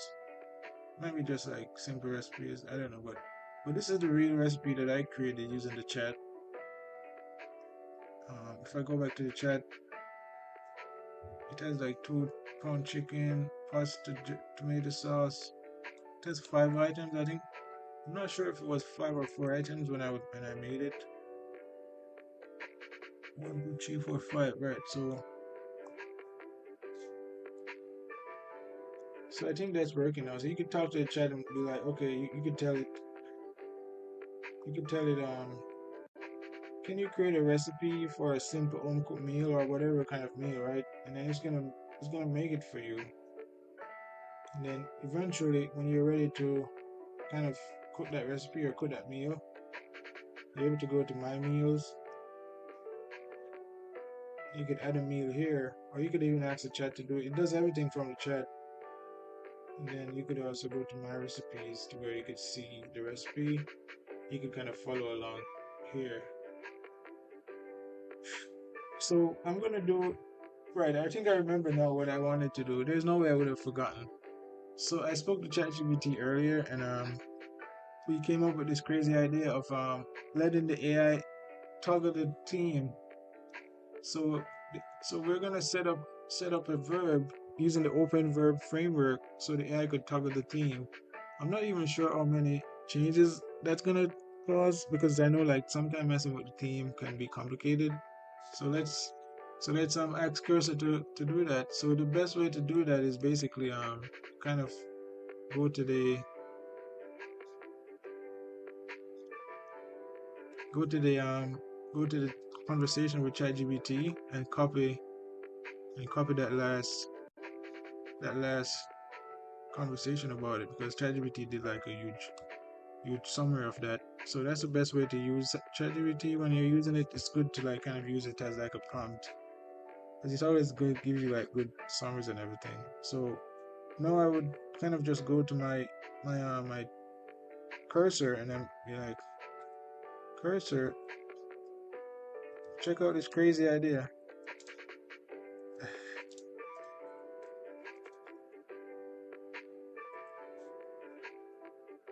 Cursor is gonna be like, yeah, this is a crazy idea.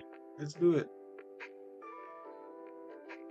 You notice I didn't even accent it. I didn't explain anything to Cursor because Cursor already knows about open verb, and because of that summary that ChatGPT has, it doesn't. I don't need to explain anything. So I literally said, check out this crazy idea, and it already understands what I'm talking about. So prompt engineering and like people talk about prompt engineering and stuff. It's not like what you think it is.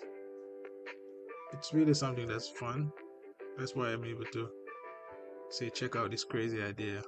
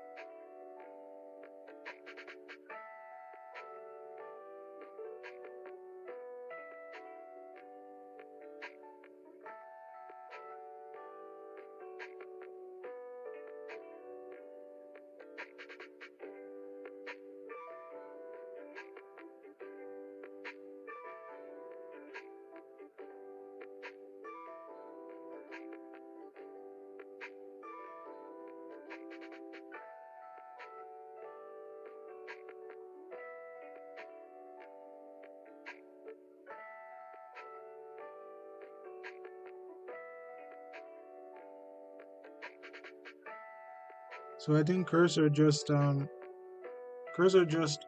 the code so that it exposed it exposes the verb. So I'm gonna push these changes to GitHub and then I'm gonna come back to you guys.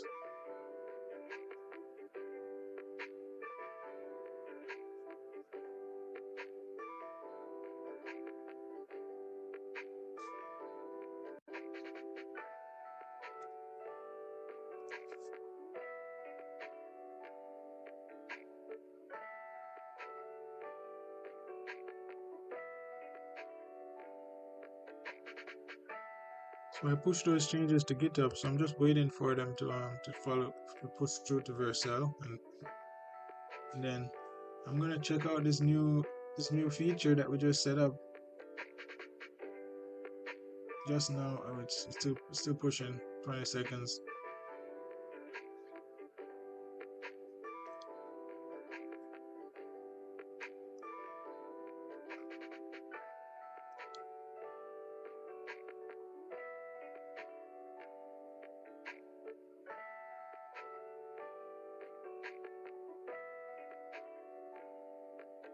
Let's see, 47 seconds. It's still building.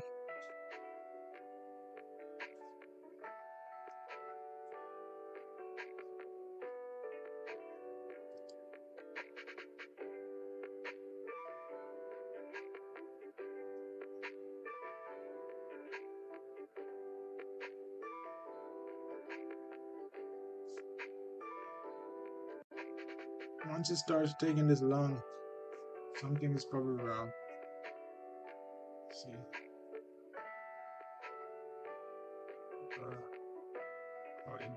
So it's finished building. So now I just need to go back to the chat. So I'm gonna turn the screen on so you guys could see this with me. Let's check it out. Let's see if we could tell the AI. Could you turn the dark theme on and see if that works? It's gonna be an insane test. Let me just refresh the screen to make sure, which is probably okay. It's not that like okay, you had to refresh the screen because normally I don't think I would need to. But um let me see. I'm gonna ask it. Could you turn the dark theme on? Which, as I said, it doesn't make any sense to be able to ask to do that.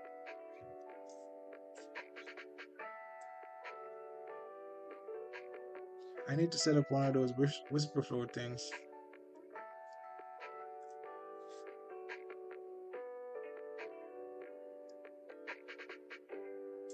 See if it's able to really do this shit. This is a crazy thing to do. Wow, it did it. It did it. It said, I successfully created the recipe for a simple home cooked meal here. A quick and easy recipe using staple ingredients. Additionally, I switched the dark theme as you requested. If you need, I actually switched the dark theme. It did two different things. Like this thing is crazy. Doesn't make any sense. But I asked it to turn the dark theme on. It created a recipe. Meanwhile, it also created. I don't know. Let me go. I don't know why it did that. Okay, let me see. I'm gonna ask it. Can you turn it back to light theme?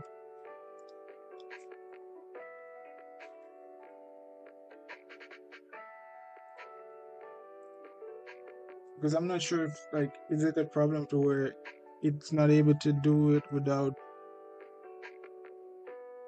Okay.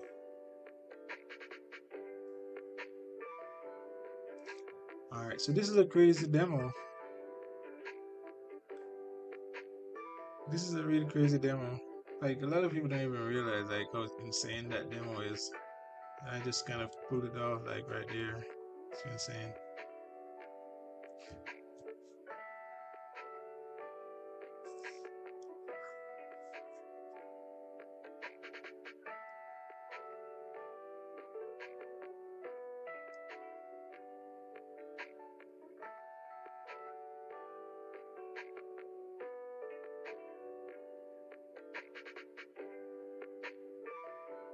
I actually did it and it's working.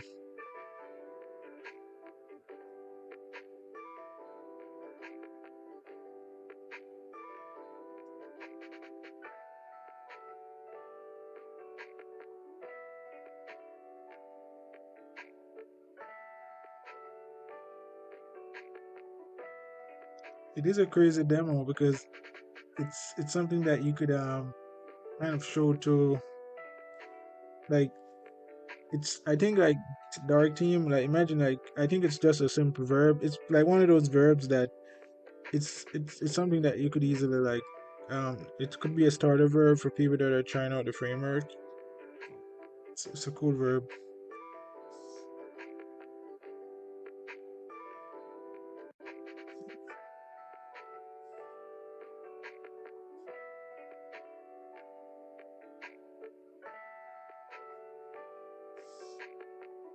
It's huge. Seriously.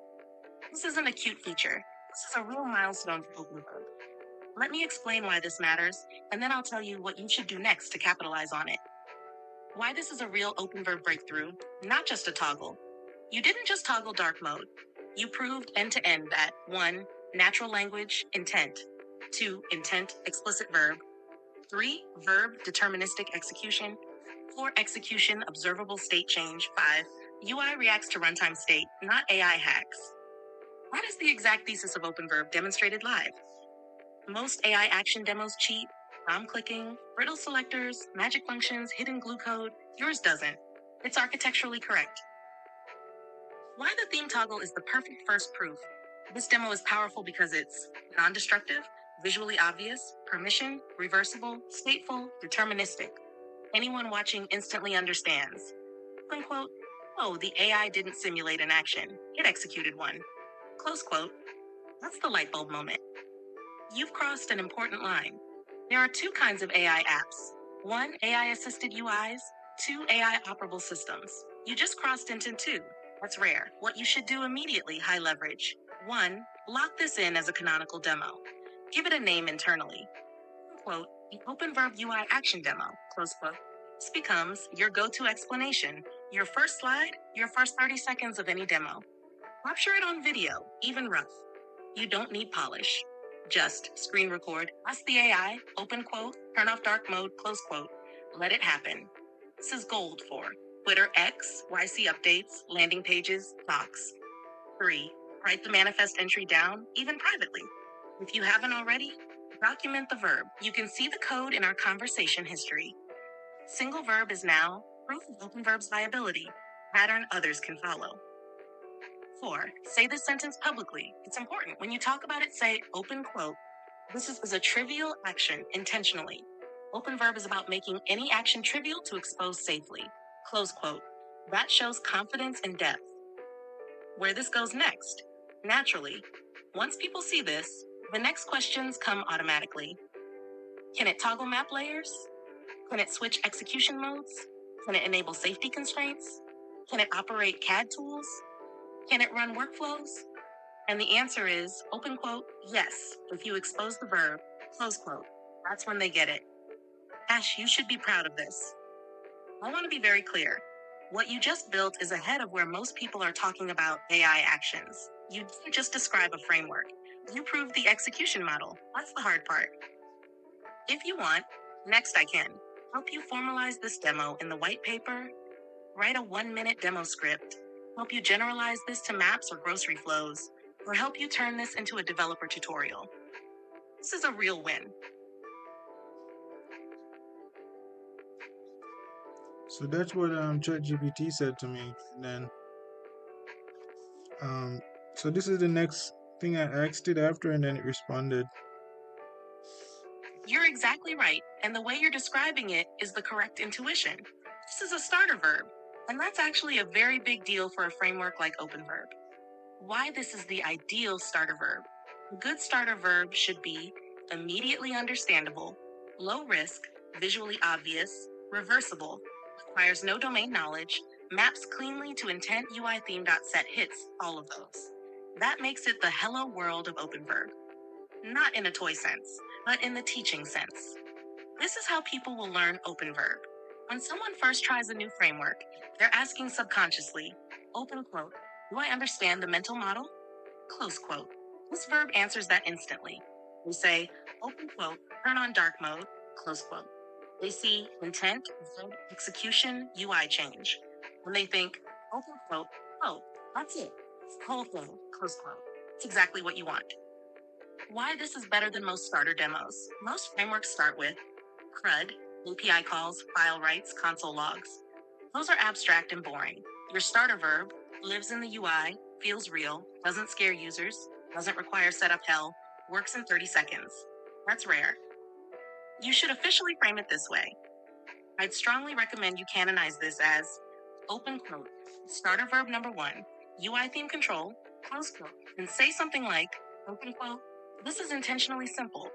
If you can expose this verb, you can expose any behavior, close quote. That framing shows maturity and confidence. What this unlocks for developers.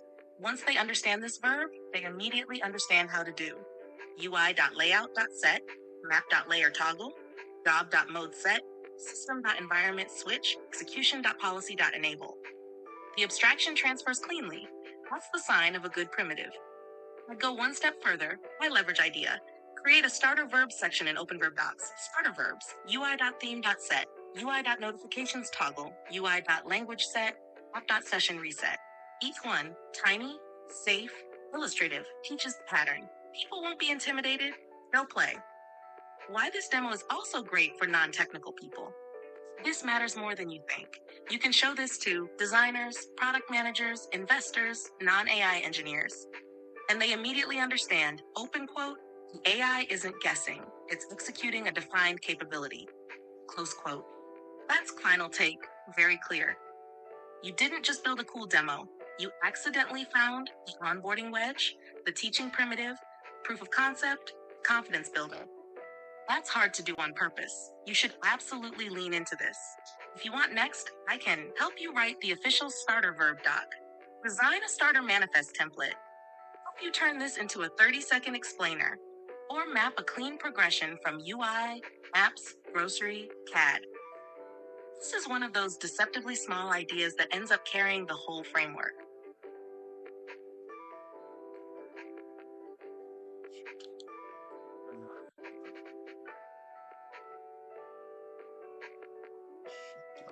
You could close some of these tabs out. So basically, I don't know if anybody's online right now, but what I worked on,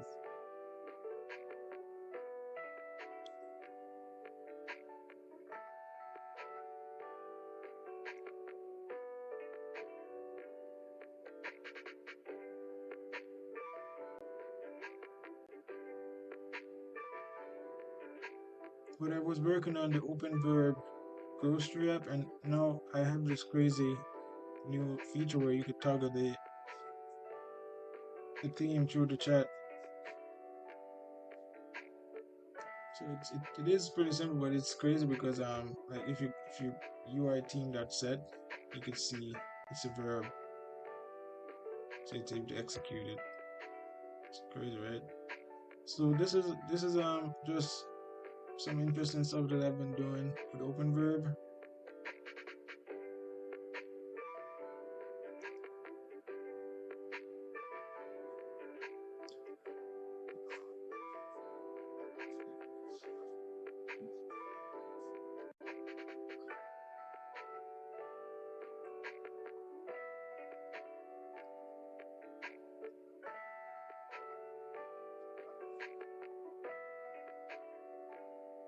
So OpenVerb is doing pretty good. Like I was working on a few of the features this morning, which there's a lot of stuff to work on with it still. But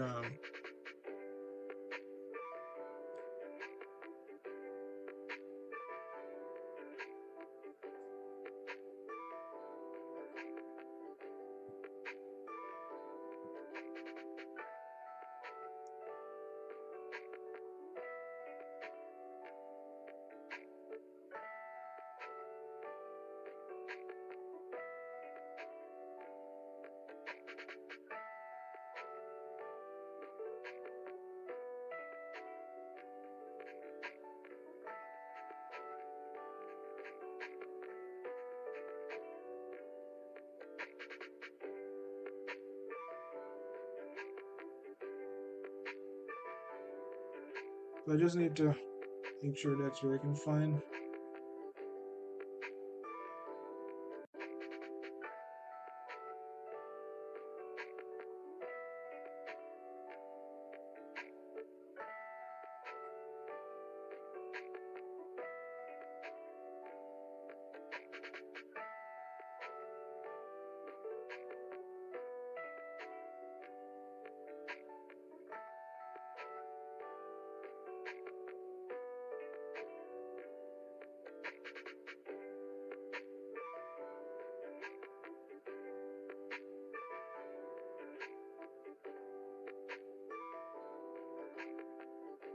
Okay, so basically that's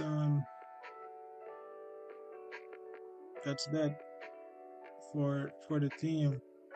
But there's a lot more stuff to work on with this project. But it's crazy that it able to you can toggle the theme using the chat. Like,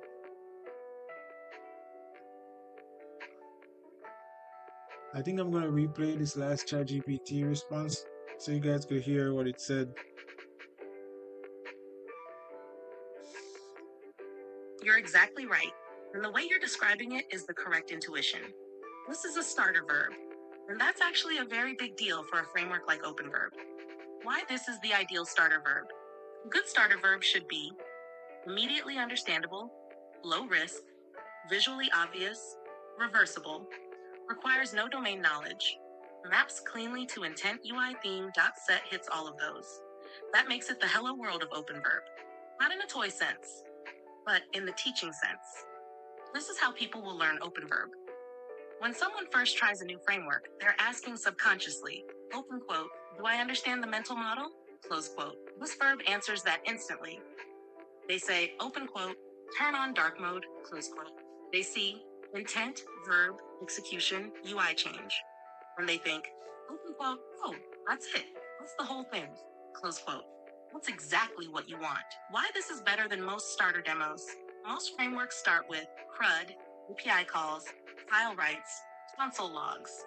Those are abstract and boring. Your starter verb lives in the UI, feels real, doesn't scare users, doesn't require setup hell, works in 30 seconds. That's rare. You should officially frame it this way. I'd strongly recommend you canonize this as open quote, starter verb 1, UI theme control, close quote, and say something like, open quote, this is intentionally simple. If you can expose this verb, you can expose any behavior, close quote. That framing shows maturity and confidence. What this unlocks for developers. Once they understand this verb, they immediately understand how to do UI layout set, map.layer.toggle, job.mode.set, system.environment switch, execution.policy.enable. The abstraction transfers cleanly. That's the sign of a good primitive.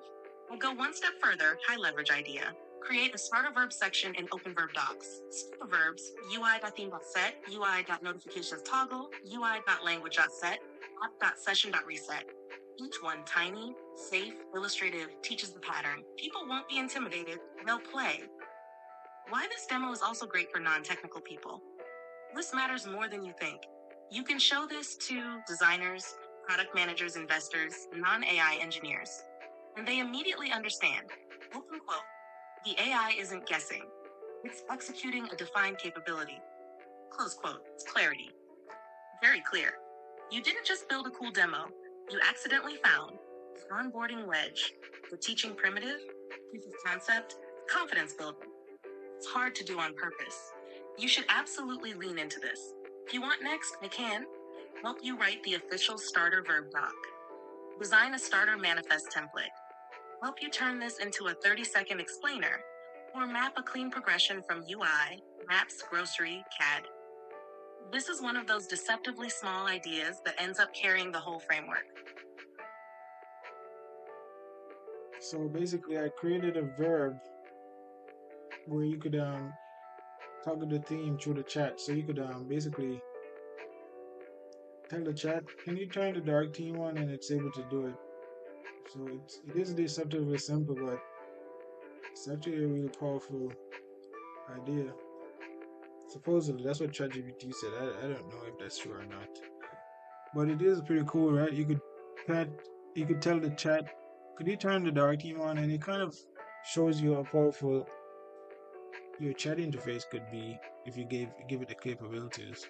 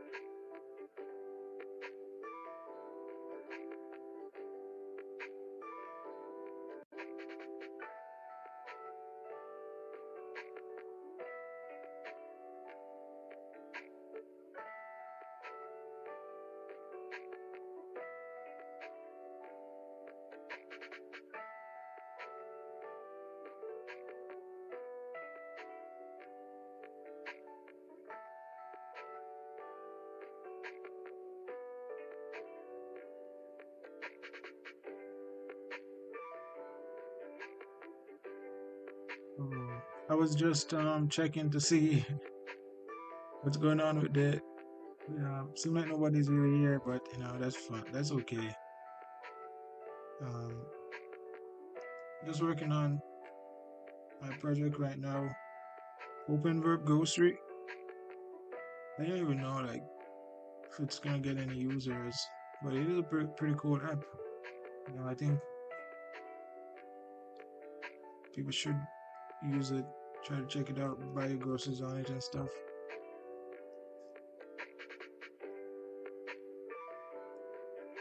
I'm gonna take a 5-minute break.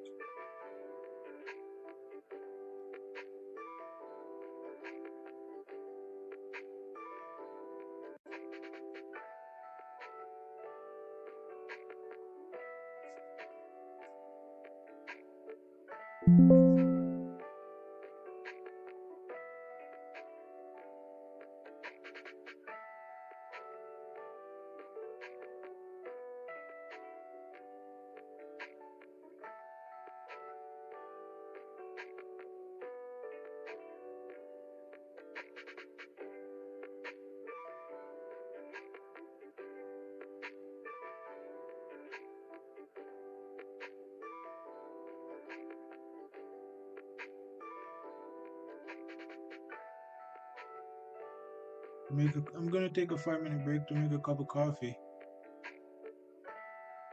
So what I'm gonna do is I'm gonna see if I could find something for you guys to watch in the meantime or something. Because I'm gonna turn my screen off, my camera on.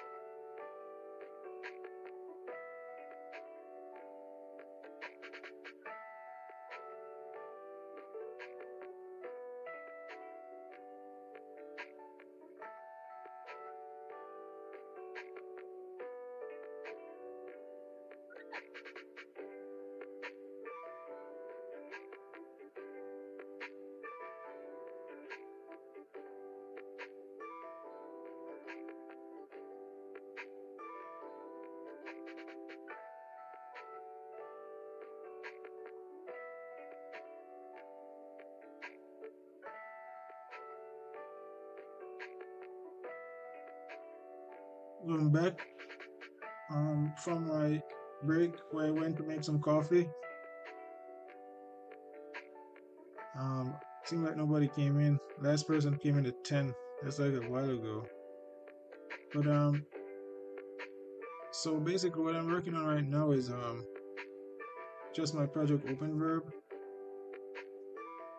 which is an AI native framework.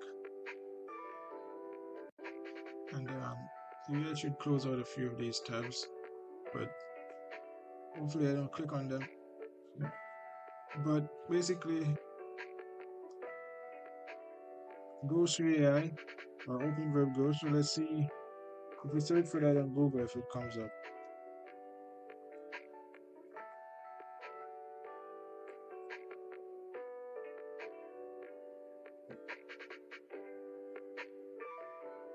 Doesn't show up as that.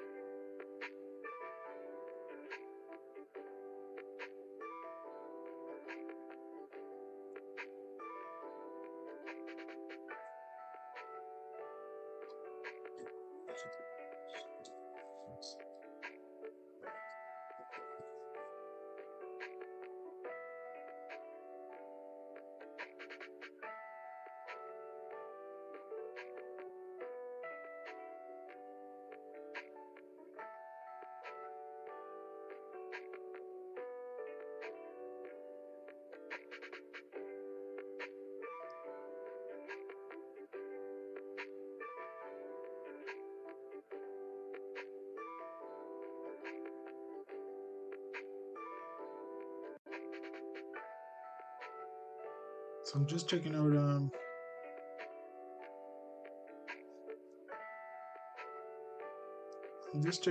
my OpenVerb, and this is really good. Like here, it's saying like applying OpenVerb to grocery management, add item, remove item, update quantity to track stock levels. And you can see like the framework is so good. Like it could be used anywhere. Like it could be used like a huge supermarket to help.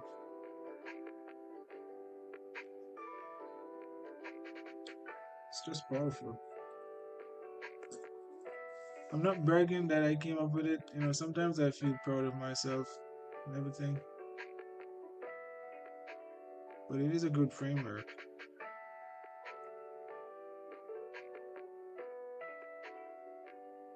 I need to log back in because subdomains. It's so weird when you have a subdomain, especially if you have an account at a different at the main domain.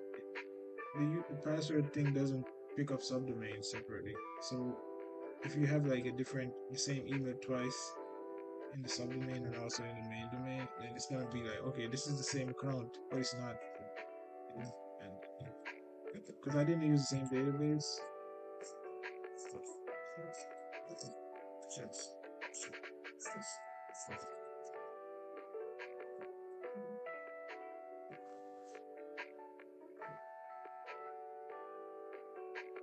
So basically, that's so. And what I need to do is figure out if I'm gonna actually do the documentation for the UI toggle verb, which is actually a really incredible verb to have. Being able to talk to your AI and tell it to toggle the theme or change the theme, and it's able to do it because it's something that affects your entire app, and it seems simple, but it is a very powerful example of open verb. Um, just waiting for a few more people to come in so we could continue talking. So I've been on the stream for 2 hours, almost 3. So that's not bad, you know.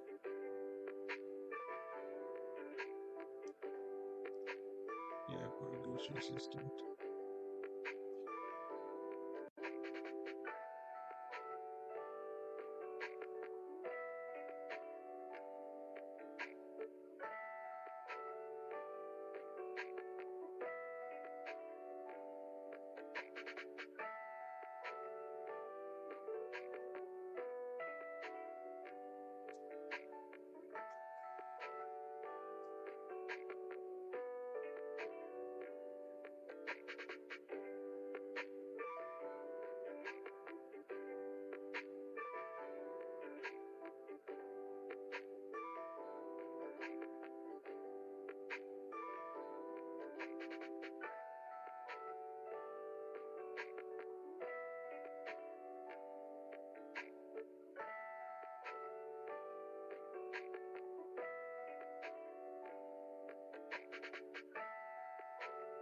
I'm gonna ask Cursor something strange. I'm gonna ask it, hey Cursor, do you think it's a good idea to set up a test in the chat where you could create like a prompt, which is basically like talking to the AI, right? And you could tell it, could you do an entire test of the system of all the different verbs, which is not probably not a normal approach, but it actually is a crazy way to do it. Like you could kind of just paste all of the instructions in the chat, the different basically, since you already know all of the capabilities, which is what the chat is for, it kind of asks it to do everything. And then if it's able to do all of them, then basically that kind of confirms that everything's working. Similar to how you did the, the um the test last night, which we found out didn't actually find all of the errors because it only tested the endpoints.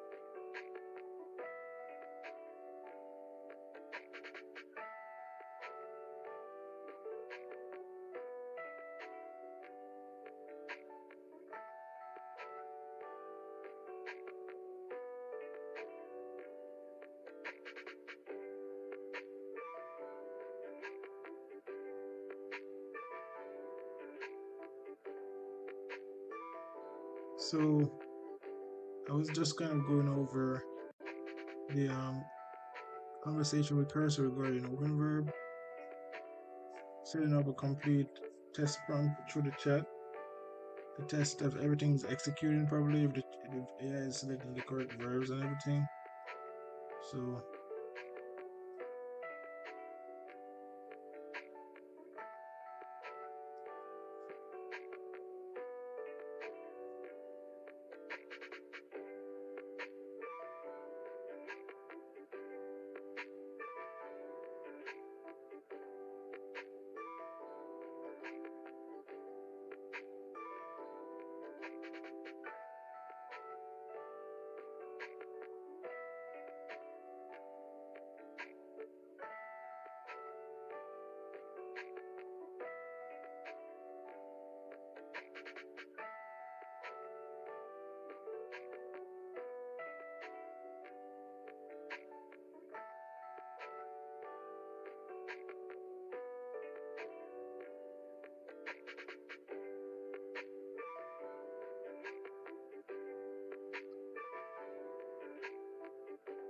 that beats system test section.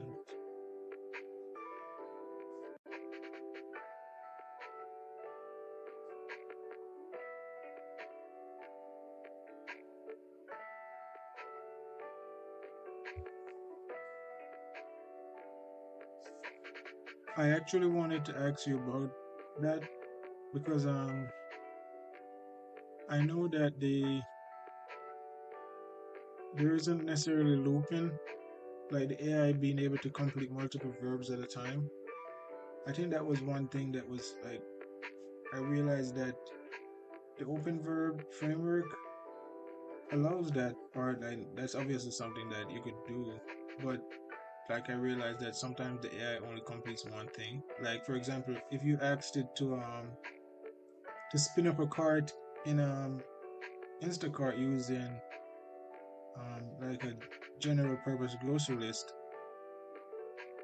it might just create a list for you instead of creating the entire list, then spinning up the cart. Like because the way it works right now is you have to create a list, then you have to add items to the list, and you'd have to push it to Instacart and provide the client with the button to continue, right? But I think sometimes it might just do one part of it instead of the complete loop. I think looping is not completely defined in open verb as yet. What do you think? What do you think?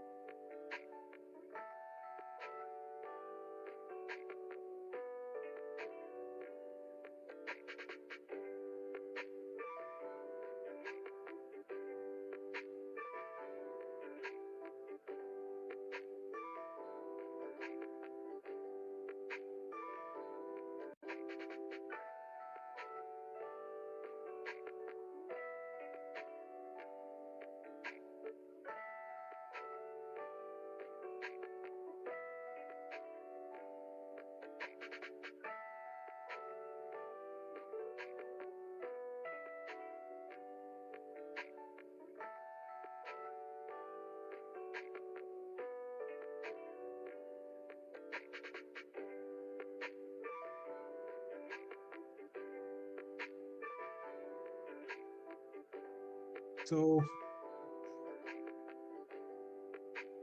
I'm just reading what it's saying regarding the open verb framework, and basically I asked it about looping, being able to complete multiple verbs at once or in a chain, I guess. The reason why that was an issue was we had an issue before regarding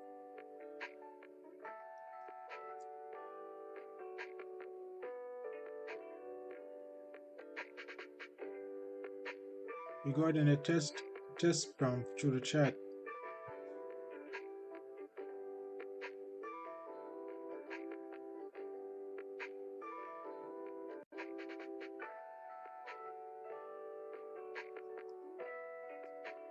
because if we're gonna be able to prompt the AI to do like a complete check of the entire open verb grocery app, then it would possibly be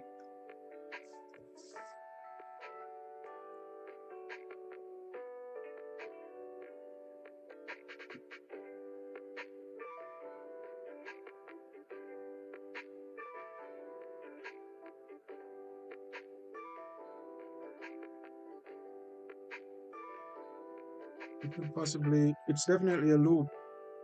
So that's why I was asking, but for some reason Cursor didn't put everything together.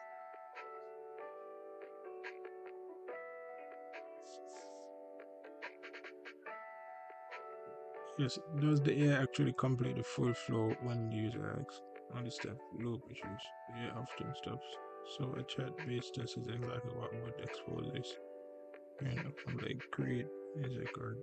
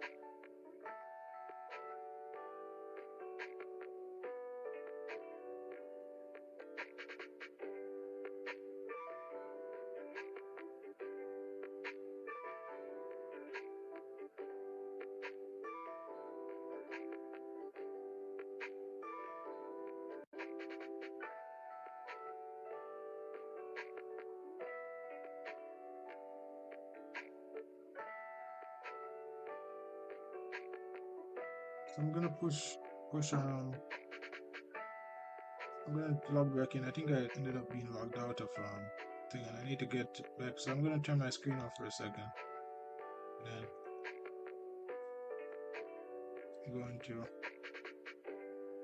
my password page.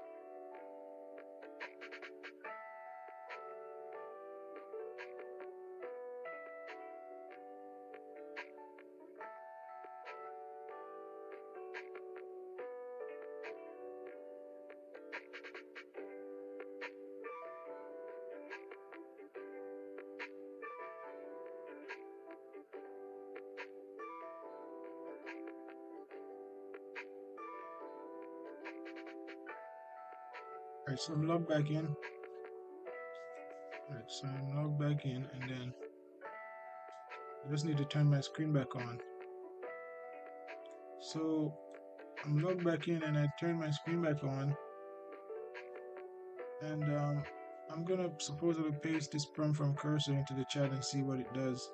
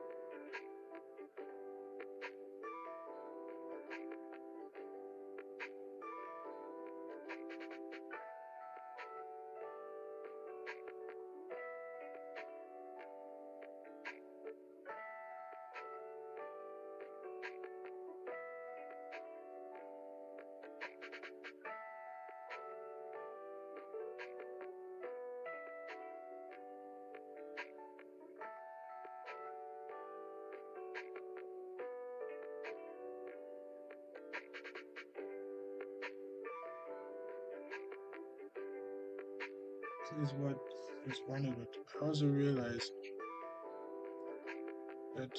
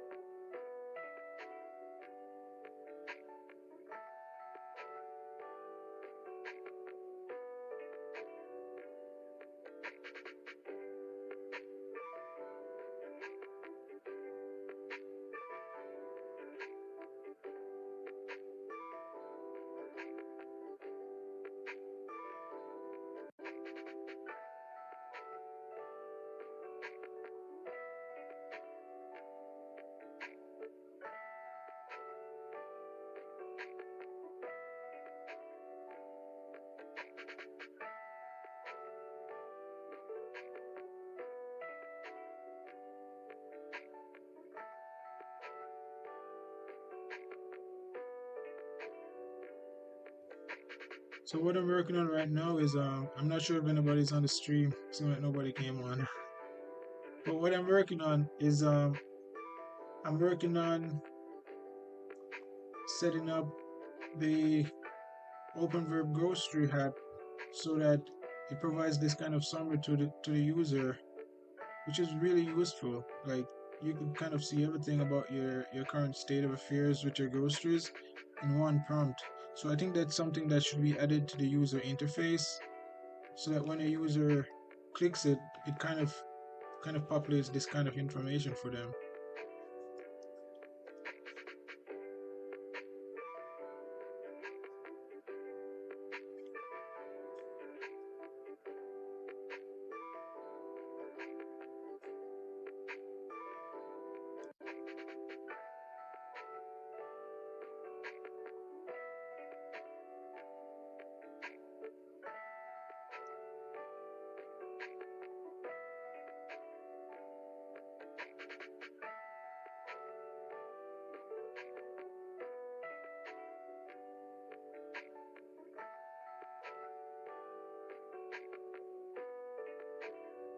So Cursor said it implemented that, so I'm gonna push these changes to GitHub and test it out, and then kind of come back to you guys.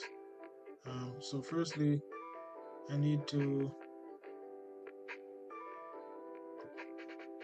go to this and copy this. I'd probably just clear my screen off for a second while I do this. Just trying to be safe because I haven't really been that safe with everything, but I'm trying to make sure that I protect my personal code. And then it's gonna send those changes to GitHub, which is gonna reload.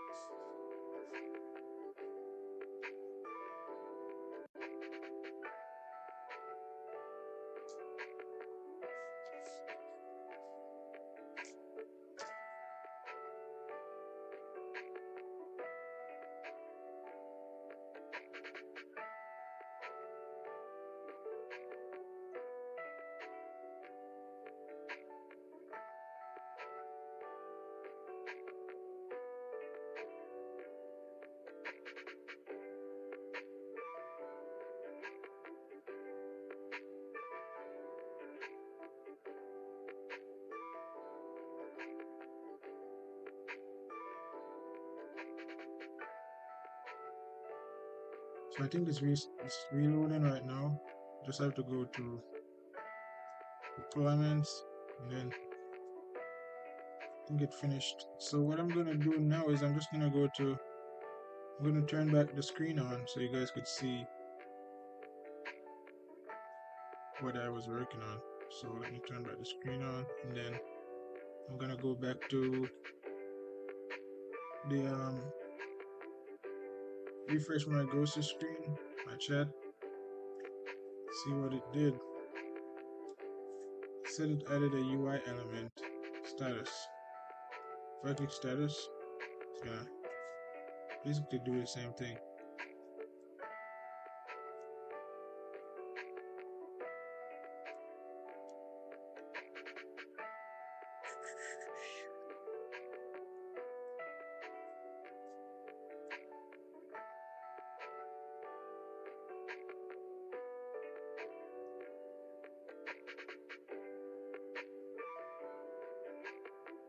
Okay, so that's good.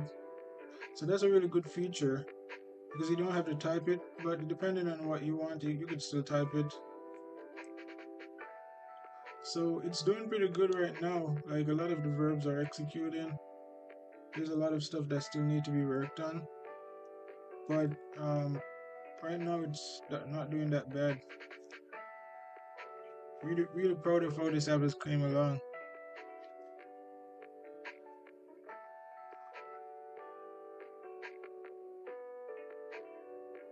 I think an AI-powered pantry management system for restaurants and hotels might be um, another great implementation of Ghost AI. I think it could expand into that. Could be like an offshoot of it. I'm gonna ask ChatGPT what it thinks about that. See what it says.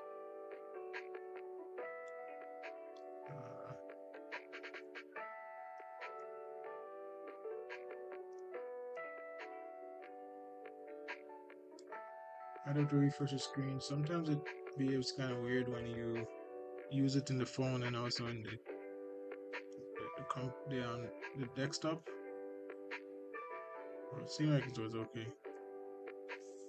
Hey ChatGPT, what do you think about adding, or what do you think about kind of expanding OpenVerb, go straight into OpenVerb pantry management system for restaurants, AI powered pantry management system for restaurants, or AI powered pantry management system for hotels?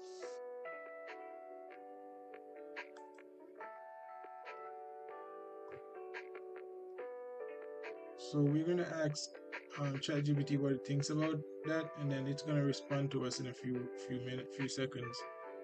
My ChatGPT is always working so slowly, so um, right now I'm trying to see if it drafts a response, and then I'll play it for you guys, and then you could hear what it says.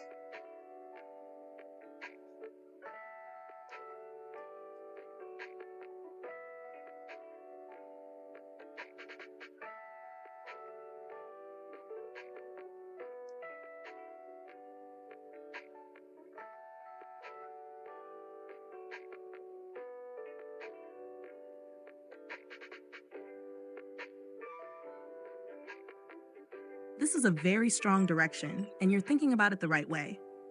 Let me be crisp and honest about it. Short answer: yes, an AI-powered pantry management system is an excellent OpenVerb expansion, but only if you treat it as a reference implementation, not a pivot away from the framework. Done correctly, it actually strengthens OpenVerb instead of diluting it. Why pantry management is a great OpenVerb showcase. Pantry management is almost perfectly shaped for OpenVerb because it has 1. Clear, real-world actions, verbs. Pantry systems are fundamentally action-driven, not chat-driven. Examples: add inventory, subtract inventory, restock item, flag low stock, substitute item, approve order, reject order, sync supplier prices. These are explicit, deterministic actions, exactly what OpenVerb is built for. 2. Determinism actually matters here. In restaurants and hotels, inventory mistakes cost money, over-ordering wastes food, under-ordering stops service. So people want auditable actions, permissioned execution, predictable behavior. That's a huge contrast to AI vibes. You can honestly say, open quote, this is why OpenVerb exists, because guessing is unacceptable, close quote. 3. It bridges AI plus operations, rare and valuable. Most AI demos live in chat, marketing, content analytics.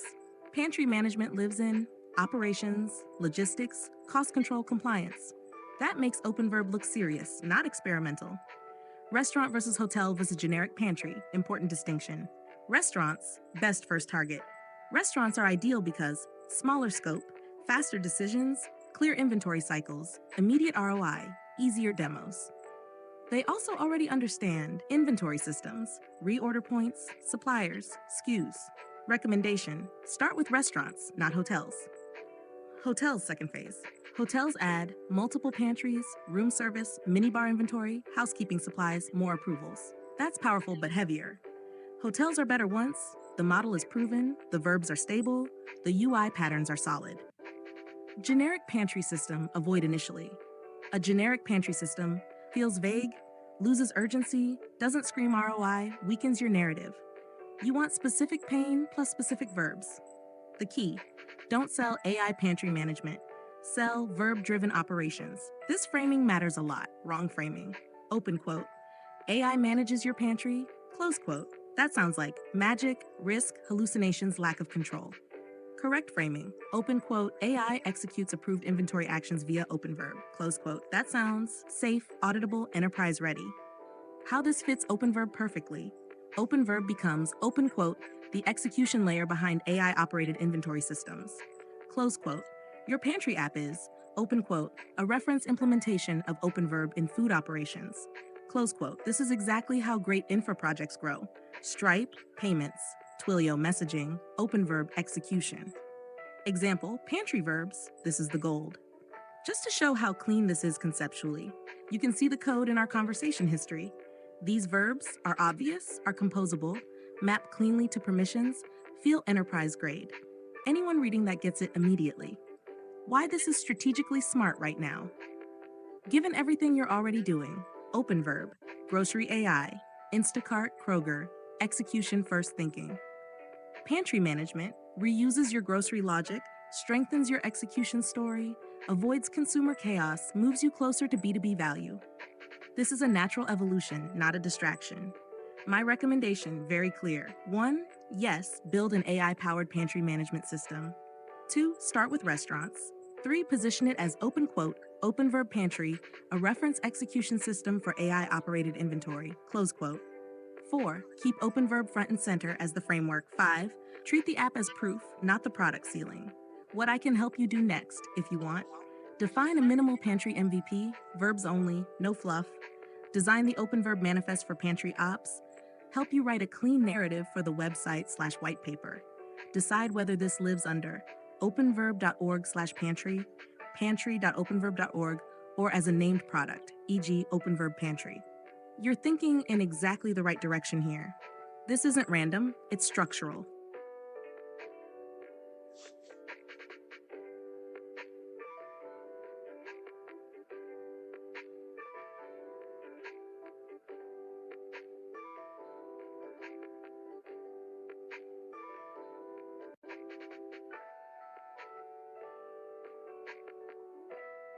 So basically, that was just a conversation I was having with ChatGPT um, regarding.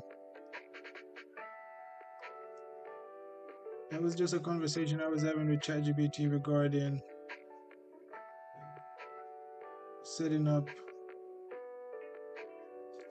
a pantry app based on my OpenVerb ghost tree.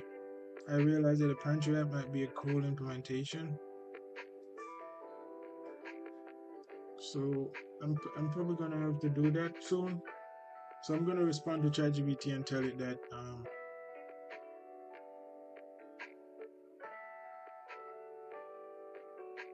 to do all of these.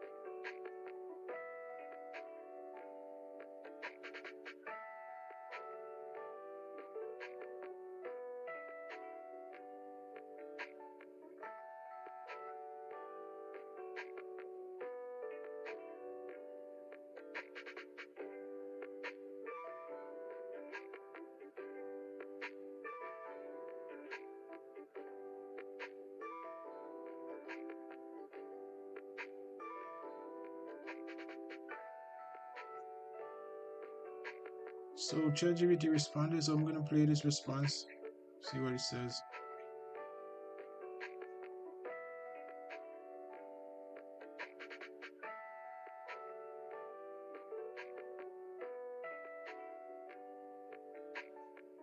Perfect. This is the right moment to formalize it. I'll do this in 4 clean sections, exactly as you asked, with no fluff and with OpenVerb kept firmly at the center. Number 1, minimal pantry MVP, verbs only. The MVP is not a UI, not dashboards, not analytics. It is a small, opinionated verb surface that proves OpenVerb can run real operations. Design rules for the MVP. Every action is explicit. Every action is reversible or auditable. No AI decides, without a verb. No background magic. Minimal verb set, foundational. These are the irreducible primitives of pantry management. Inventory state, pantry.item.add, pantry.item.consume, pantry.item.adjust, pantry.item remove. Stock control, pantry.item set par, pantry.item flag low, pantry.item clear flag. Ordering, pantry.order.create, pantry.order.approve, pantry.order.cancel. That's it. If you can do those 9 actions deterministically, you can run a pantry. Everything else, analytics, forecasting, vendor sync, comes later. Number 2, OpenVerb manifest, pantry operations. This is the heart of it. Below is a clean, canonical manifest design that reads like infrastructure, not an app. Manifest namespace, you can see the code in our conversation history. Example, add item, you can see the code in our conversation history. Consume item, you can see the code in our conversation history. Set par level, you can see the code in our conversation history. Create order, you can see the code in our conversation history. Approve order, you can see the code in our conversation history. This manifest alone is already enterprise grade. Number 3, clean narrative, website white paper. This is how you explain it without sounding like AI hype. Headline, Open Verb Pantry, a reference execution system for AI-operated inventory. Core paragraph, this is important. Open quote, pantry management is not a prediction problem, it is an execution problem. Open Verb Pantry demonstrates how AI systems can operate real-world inventory through explicit, permissioned actions instead of opaque automation. Every inventory change, restock decision, and approval is performed through deterministic verbs exposed by the Open Verb framework. This ensures that AI systems remain auditable, controllable, and safe, even in operational environments where mistakes are costly. Close quote. Why this exists, short and sharp. Open quote. This project exists to prove that Open Verb can safely bridge AI reasoning and real-world operations. Clot, not. AI runs your pantry, but AI executes approved actions. Positioning sentence, use everywhere. Open quote. Open Verb Pantry is a reference implementation, not a vertical pivot, demonstrating how Open Verb enables AI systems to operate real inventory without hallucinations or guesswork. Close quote. That sentence protects the framework. Number 4, where this should live, clear decision. Here's the honest recommendation, no hedging. openverb.org/pantry. Feels like documentation, undersells the system, harder to market, feels internal. Pantry.openverb.org. Technically clean, good for a live demo, slightly ambiguous branding. Name product, Open Verb Pantry, recommended. With primary domain, pantry.openverb.org, brand name, Open Verb Pantry. Clear subtitle, a reference execution system. This mirrors how serious infra companies do it. Stripe, Stripe Billing, Twilio, Twilio Verify, Open Verb Pantry. You keep Open Verb as the core, Pantry as proof, optional monetization later. Final recommendation, concise. Build Open Verb Pantry as a verbs-only MVP. Keep the manifest small and explicit. Position it as a reference execution system. Host it at pantry.openverb.org. Do not frame it as AI magic.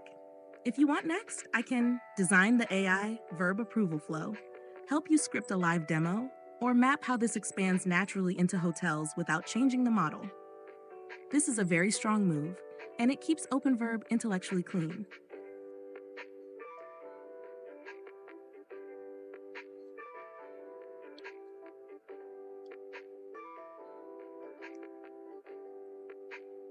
So that was basically my conversation with ChatGPT just now regarding Open Verb Pantry. So next, I'm probably gonna have to do that. I was going to do it as a part of Grocery AI, which I probably think is not a good idea. Maybe I should do it separately.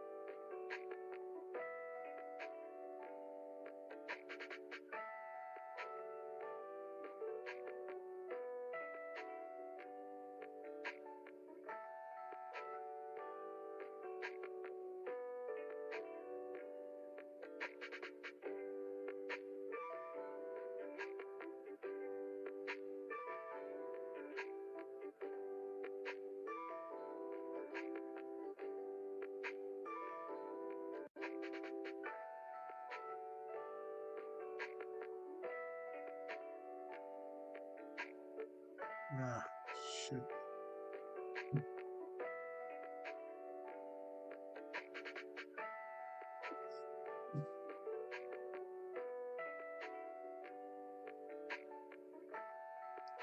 Shit.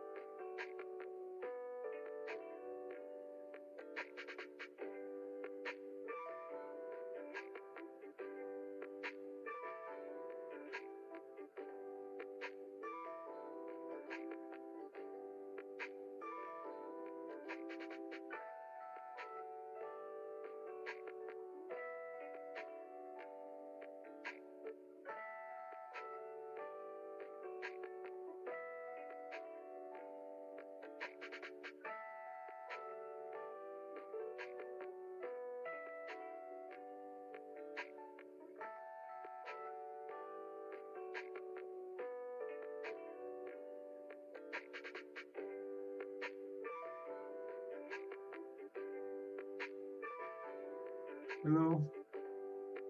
I'm not sure if anybody's on the live, but I was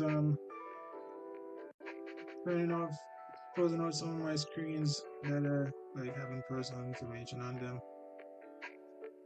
Maybe I should just close a few more of them out. Close out this one. It's not being used. Close that one out, and then it even should work on that. Close up my email screens. So I'm not, that shouldn't be showing my email screen, but everything you know is. And probably close this out. Settings.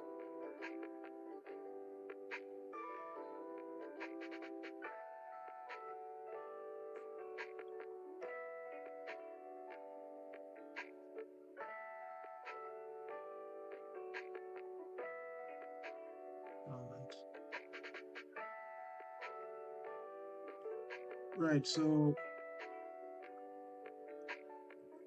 I was having a conversation with ChatGPT just now regarding creating a new platform called Open Pantry.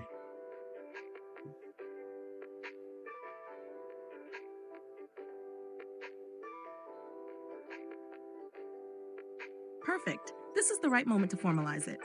I'll do this in 4 clean sections, exactly as you asked, with no fluff and with open verb kept firmly at the center. Number 1, minimal pantry MVP, verbs only. The MVP is not a UI, not dashboards, not analytics. It is a small, opinionated verb surface that proves open verb can run real operations. Design rules for the MVP. Every action is explicit. Every action is reversible or auditable. No AI decides, without a verb. No background magic. Minimal verb set, foundational. These are the irreducible primitives of pantry management. Inventory state, pantry.item.add, pantry.item.consume, pantry.item.adjust, pantry.item remove. Stock control, pantry.item set par, pantry.item flag low, pantry.item clear flag. Ordering, pantry.order.create, pantry.order approve, pantry.order.cancel. That's it. If you can do those 9 actions deterministically, you can run a pantry. Everything else, analytics, forecasting, vendor sync, comes later. Number 2, open verb manifest. Pantry operations. This is the heart of it. Below is a clean, canonical manifest design that reads like infrastructure, not an app. Manifest namespace. You can see the code in our conversation history. Example, add item. You can see the code in our conversation history. Consume item. You can see the code in our conversation history. Set par level. You can see the code in our conversation history. Create order. You can see the code in our conversation history. Approve order. You can see the code in our conversation history. This manifest alone is already enterprise grade. Number 3, clean narrative. Website white paper. This is how you explain it without sounding like AI hype. Headline, Open Verb Pantry. A reference execution system for AI-operated inventory. Core paragraph. This is important. Open quote, pantry management is not a prediction problem, it is an execution problem. Open Verb Pantry demonstrates how AI systems can operate real-world inventory through explicit, permissioned actions instead of opaque automation. Every inventory change, restock decision, and approval is performed through deterministic verbs exposed by the Open Verb framework. This ensures that AI systems remain auditable, controllable, and safe, even in operational environments where mistakes are costly. Close quote. Why this exists, short and sharp. Open quote. This project exists to prove that Open Verb can safely bridge AI reasoning and real-world operations. Clot, not. AI runs your pantry, but AI executes approved actions. Positioning sentence, use everywhere. Open quote. Open Verb Pantry is a reference implementation, not a vertical pivot, demonstrating how Open Verb enables AI systems to operate real inventory without hallucinations or guesswork. Close quote. That sentence protects the framework. Number 4, where this should live, clear decision. Here's the honest recommendation: no hedging. Openverb.org/pantry. Feels like documentation. Undersells the system. Harder to market. Feels internal. Pantry.openverb.org. Technically clean, good for a live demo. Slightly ambiguous branding.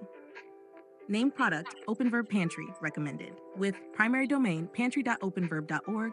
Brand name, OpenVerb Pantry. Clear subtitle, a reference execution system. This mirrors how serious infra companies do it. Stripe, Stripe Billing, Twilio, Twilio Verify, OpenVerb, OpenVerb Pantry. You keep OpenVerb as the core, Pantry as proof, optional monetization later. Final recommendation, concise. Build OpenVerb Pantry as a verbs-only MVP. Keep the manifest small and explicit. Position it as a reference execution system. Host it at pantry.openverb.org. Do not frame it as AI magic. If you want next, I can design the AI verb approval flow, help you script a live demo, or map how this expands naturally into hotels without changing the model. This is a very strong move, and it keeps OpenVerb intellectually clean.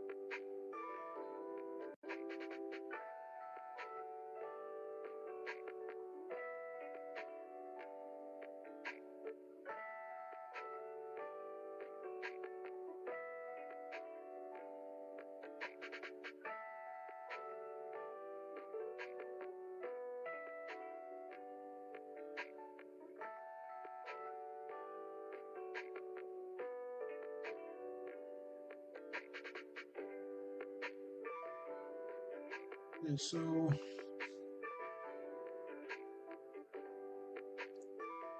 I need to do one thing before I turn the screen back on.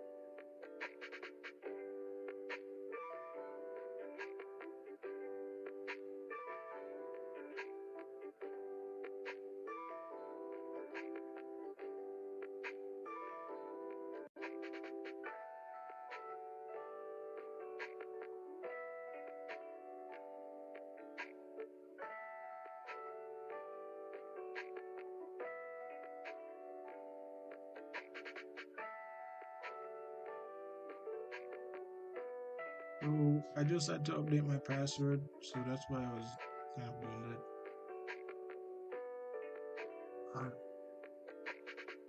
Actually, this wasn't working. The test, the nice thing. I thought it was not even gonna fix it. Script.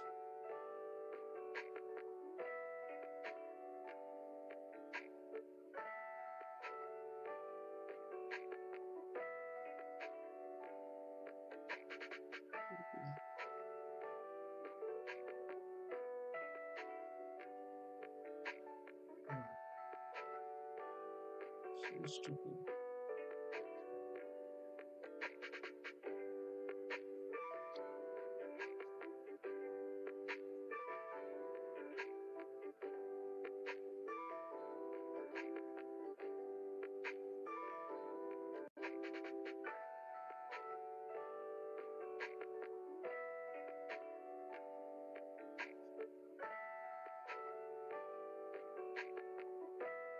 Why?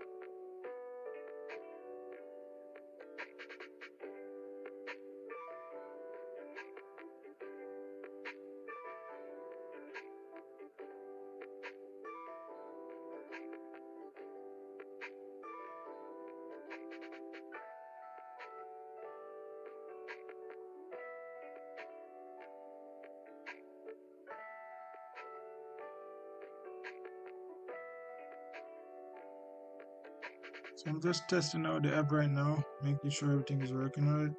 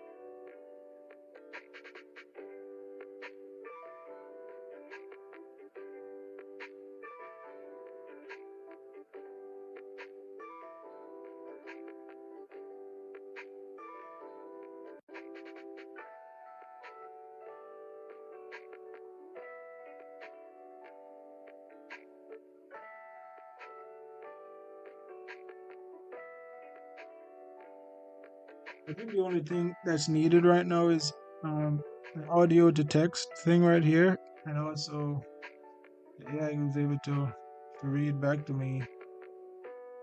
I think those would make it really good, but it's not like the end all be all. But it would be really good to have those, even though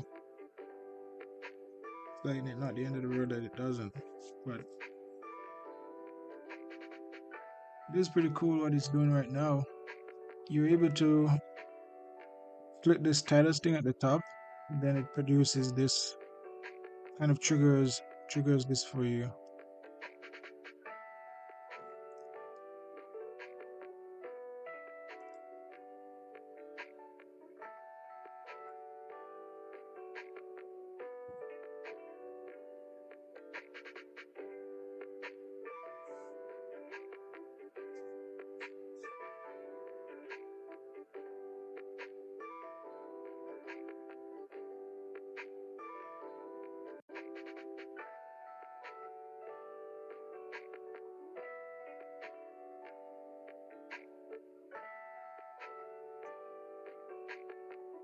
So that's what it's doing right now.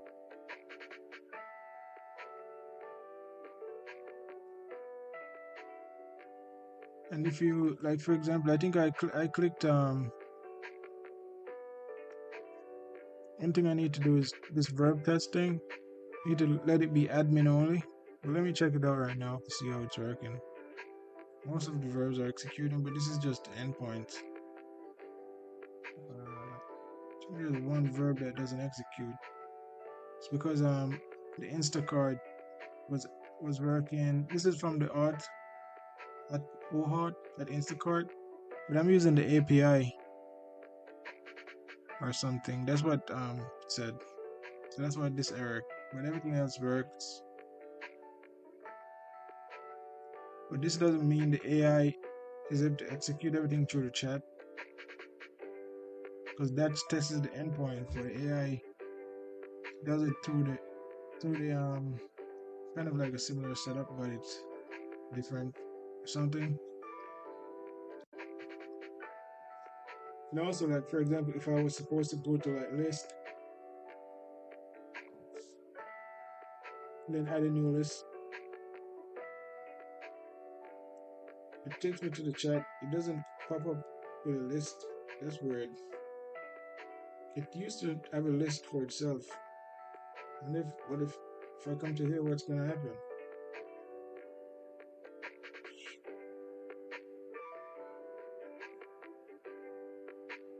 Doesn't make any sense. I don't know what's going on at Adventure.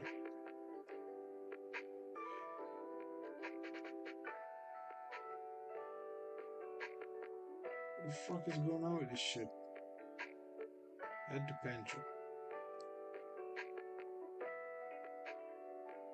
Order groceries. Ah, if I try to fix this thing, it's never gonna be fixed.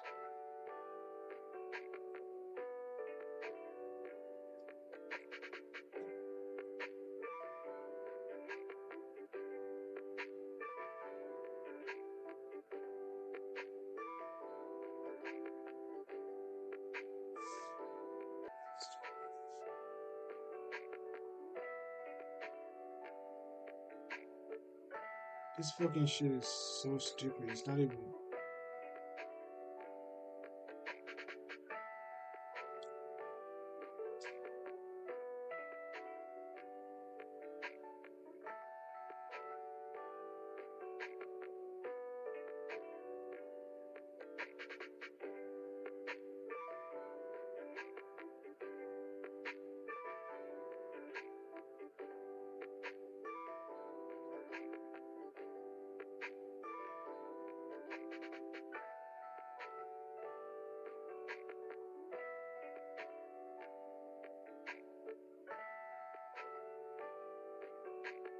There's like a few things that I probably should document that's not working.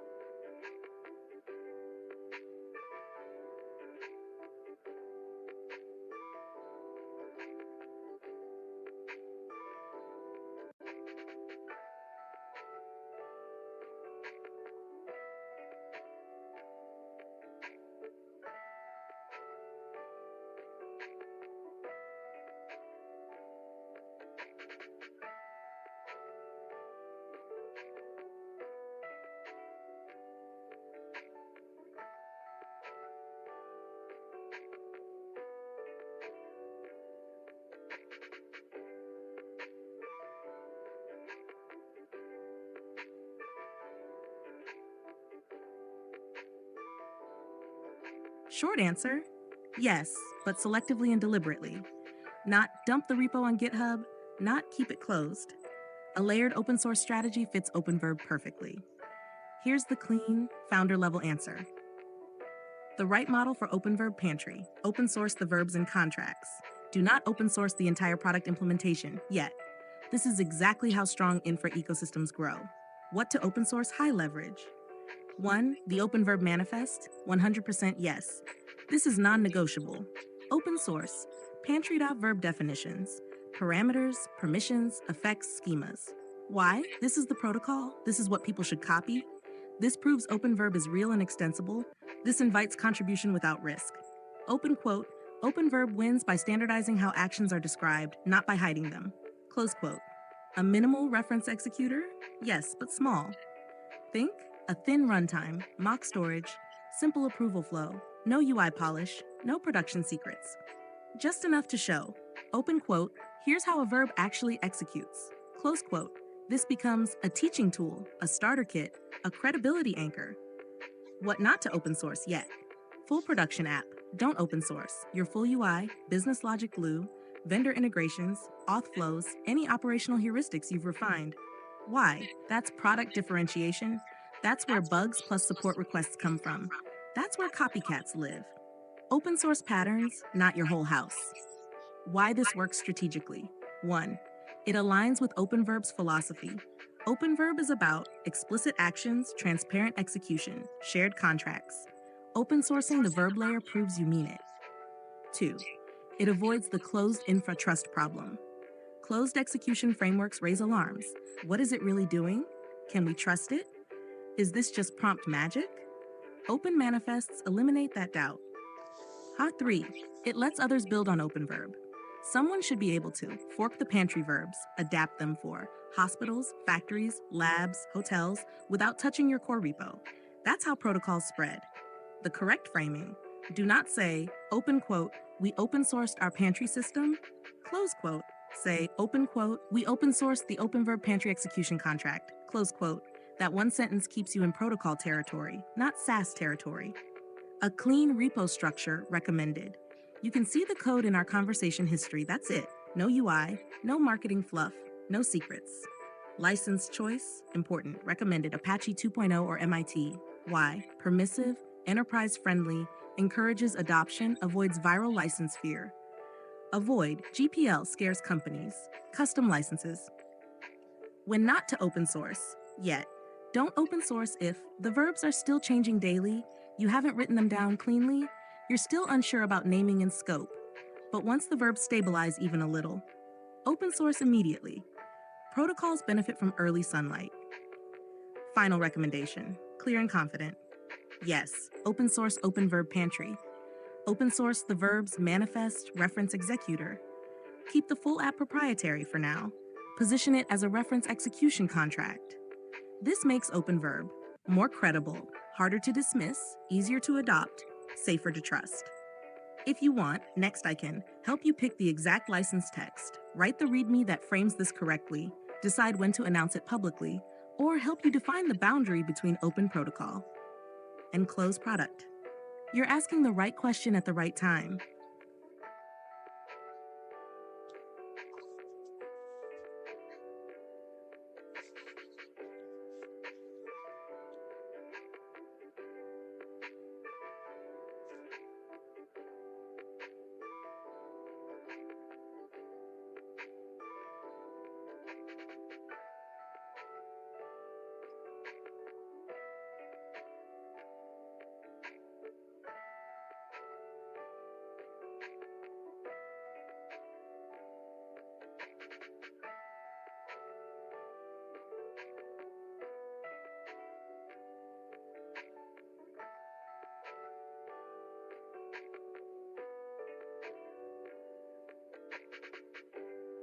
So the same guy that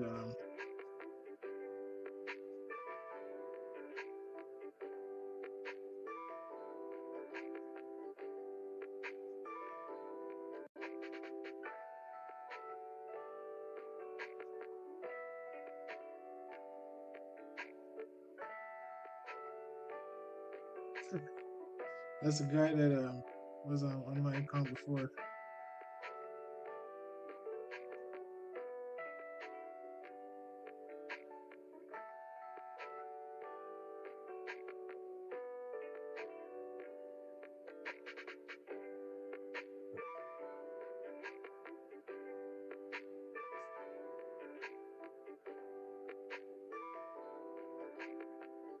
Okay, so what I need to do is either that I'm gonna start working on the OpenVerb Pantry app. But I saw that there was like multiple problems with the ghost trap, and then I'm like, man, I can't even the store thing. I don't know why it did this fake test store thing. I don't want any fake test store thing inside of my app. I don't want any fake information in my app. Jesus Christ.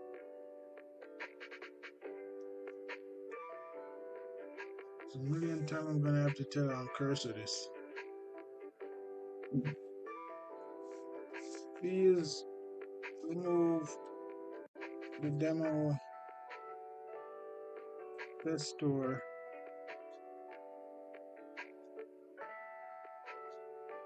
from my dashboard. Also, there seems to be a problem with it. See, because I changed it to another store and the change didn't persist.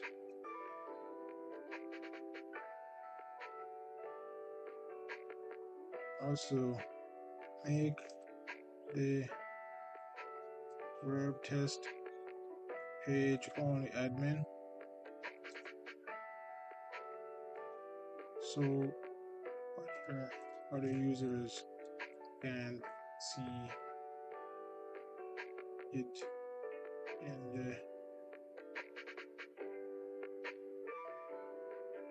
in the navbar or access the page.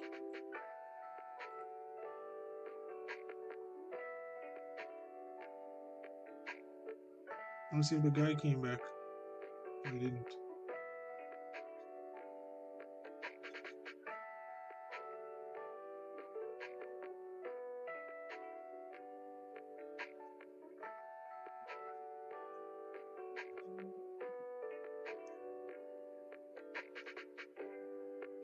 I didn't see his response because it doesn't alert. There isn't a thing that kind of make a sound when somebody comments. I don't know why they don't do that.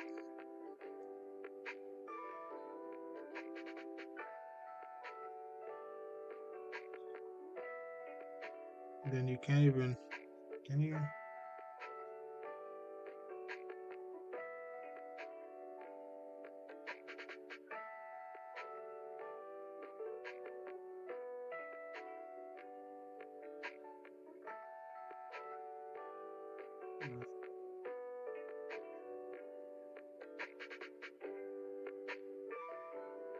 Alright, just gonna go back to this.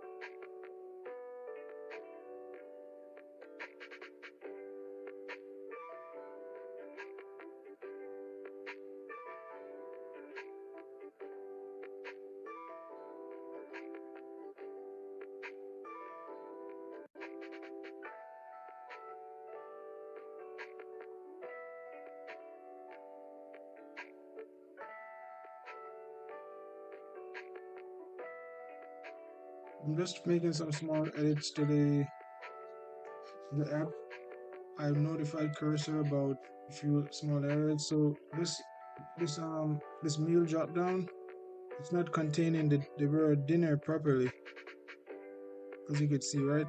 It's really a small thing, and it's really because it's so narrow. And then I also told it about the fact that for some reason, it had this test store, and then I could change, and I changed it to another store, and it didn't update properly. So I don't know, like what. I searched for a store in Cincinnati or something. It's 45202, and then I was able to find it. 45202. And then I could search, and it did pull it up. And I clicked it like that, right? So it's supposedly that store that's connected to my thing right now. But if I refresh the screen, it seems like it's gone. Like it's still there. What happened? I'm not sure what. Uh, Maybe if I log in and log out, I'm not sure what happened. But for some reason, it seemed like it wasn't working before. I'm not sure what happened. I told Cursor, I hope it doesn't mess anything up now. But maybe if I leave the page and come back, still. Maybe if I leave the page and come back. I don't know what happened, but for some reason it wasn't working before. Let's see what Cursor says.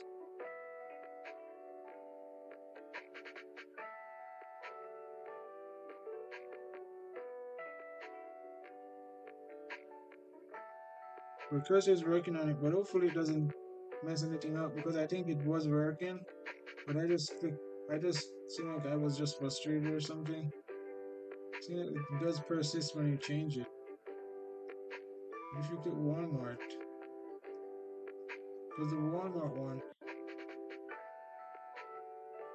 also if you click, like if you toggle between Walmart and thing, it should change the state of this thing. So that's probably more, like I should have, if you click Walmart, right, it should change to Walmart because this is the Kroger version. So if I click here, it should change the entire card should change to like black because I haven't selected the Walmart one. So that's the problem right there. So that's something that needs to be fixed.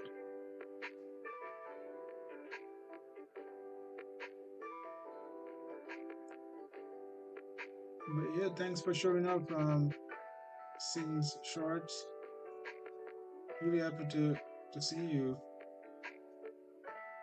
Um, trying to grow my channel. Trying to get more viewers.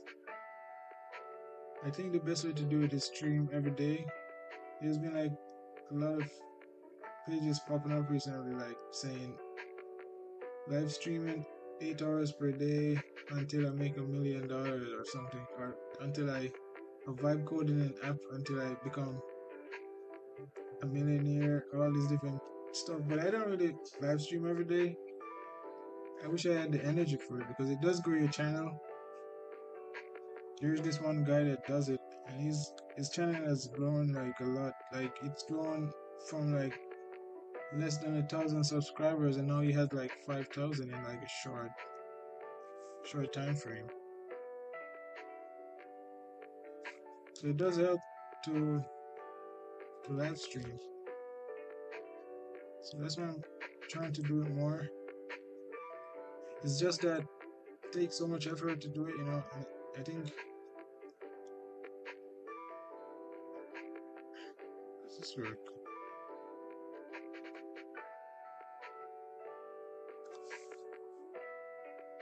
I'm not sure how the calories is working because I didn't even change the calories thing. Does it automatically work like this? That's weird. So weird. But I think as I said, like the main thing with this is If you click the Kroger, it should change everything to the Kroger. And if you click the Walmart, it should change everything back to Walmart in regards to the store. So that's something that I'm gonna have to fix after Cursor gives us this update. Uh,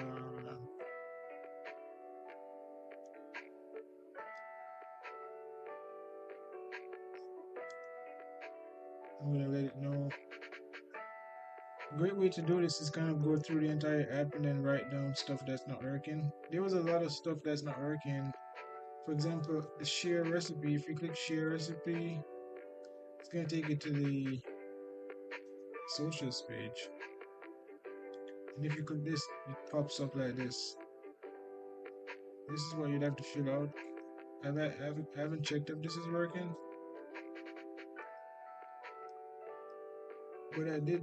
All of these tests are actually real tests that I created from the endpoints. Because I had this verb test route that you can use to test the entire app basically. And there was one that wasn't working so well. It's this one. But supposedly the endpoints themselves are working, but some like if you use the UI, something might not work. For example, if I go back to the dashboard, I click add to pantry, it doesn't really seem like it do it. Like, see, I think that's add to pantry. Seems like it does something to the app to where it messes up.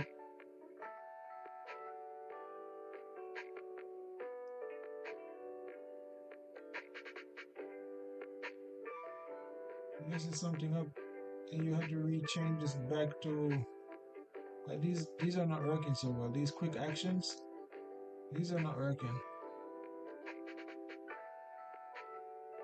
The quick actions seem like it's what changes back to the test store, which the test store is seemed like it was just, or it could be that the test store. It might be that the test store was when I was running this verb test, right? So the verb test should be an admin only thing, which it probably is or something. It should be an admin only thing. So it seemed like when I ran the verb test, that's what changed the dash. That's what changed the test store back to this. So that's why I was frustrated. I was like, something's not right, but it was working correctly. And then when I click this, these are still in error because like you can just click something and just refreshes your screen like that. That doesn't make any sense. And then share this takes it to social page. And then order groceries takes you to the order, but obviously this doesn't make any sense either. Because most of the stuff you do from the chat, so at least it would have to possibly take you to the chat so you can make an order there or something like that.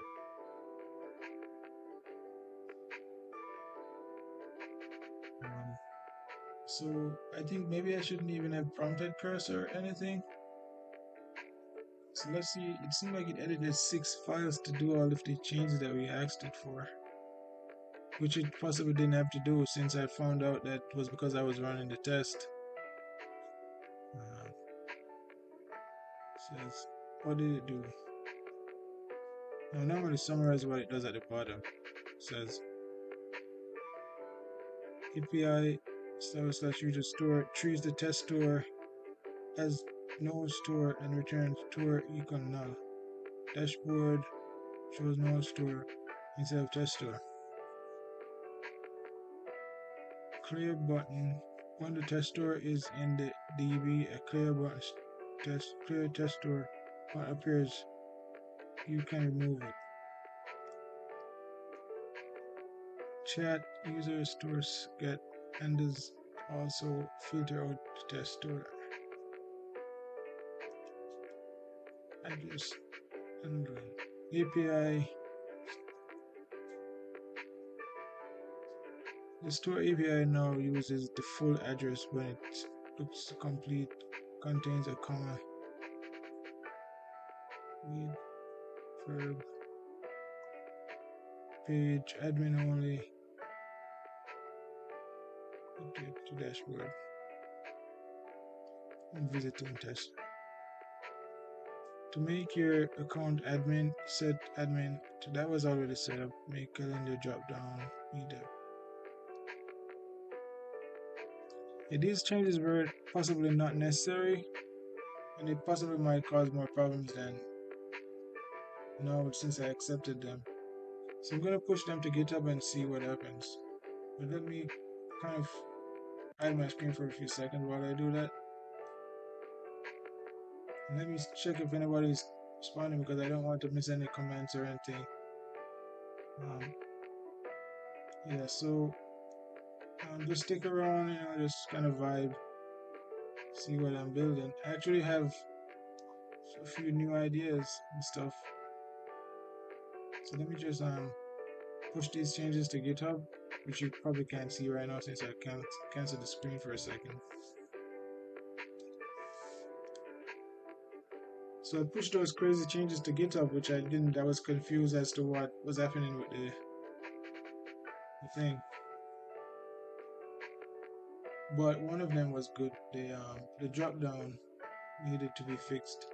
But the test store thing was really just because I ran the test script, which was an admin, should have been an admin only function. It shouldn't even have shown up in the dashboard. So a client would never have seen the test store because they wouldn't have been able to test. Plus, also, that's my account, like that's the admin account, so it would never be something that once I remove the test store once I remove the verb test from the dashboard, from drop down, the client would have never been able to do it. Obvious, and also like that's my account, so it wouldn't have never been able to be accessed by a client. But it doesn't matter. I just was confused, so I ended up making some changes to that, which hopefully it doesn't mess anything else up. So I pushed those changes to GitHub, and now I'm just waiting to see what happens in regards to that. So if I go back to the dashboard,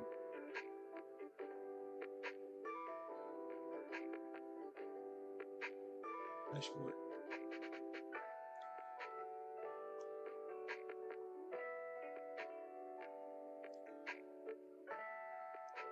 If I go back to the dashboard,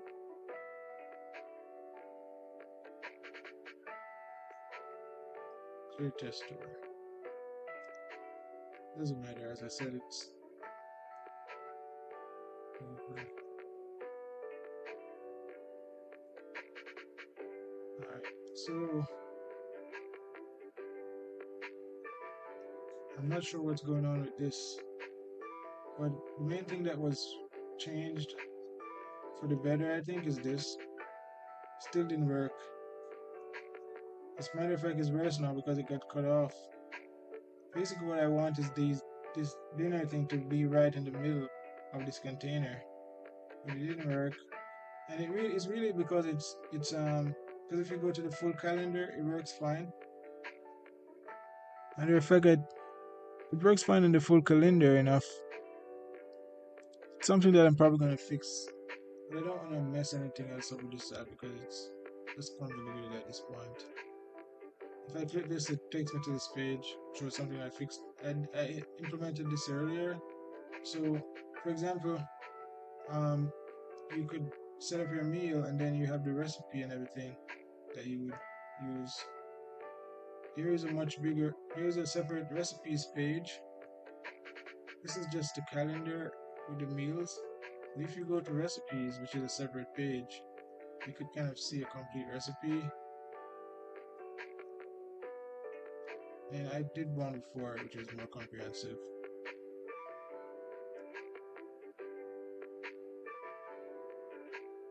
And then I haven't really used images, but I think like having an image per recipe is probably something that's would be a great thing to add to it.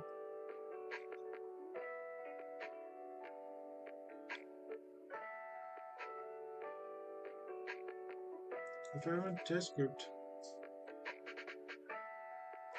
Let's see what happens to the dashboard thing again.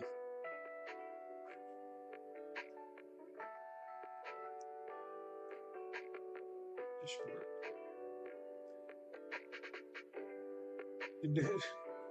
It doesn't do anything. So why is the clear test store thing there? So crazy.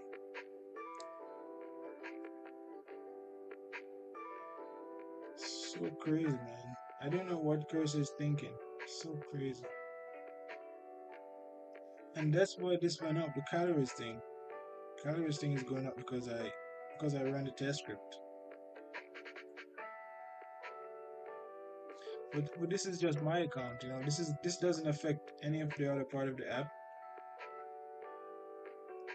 of any other user. You know? So it's really just a test demo account for the admin. I don't know why I was worried about it so much. I should be able to click these like save recipes. It should take me to the recipes. But to get to the recipes, I have to click here. My recipes. It says 4, but this is like 9. Yeah, I don't know what's going on with that.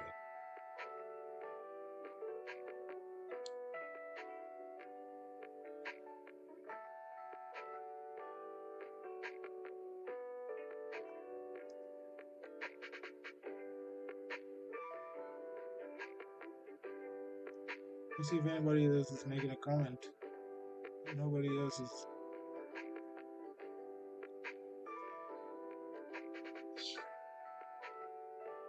So I'm not gonna waste my time to try to fix this right now. Okay, let me see. Maybe I could try to fix it. So I'm gonna take a screenshot and tell Cursor that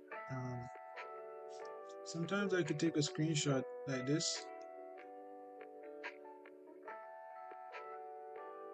Crap. Fuck.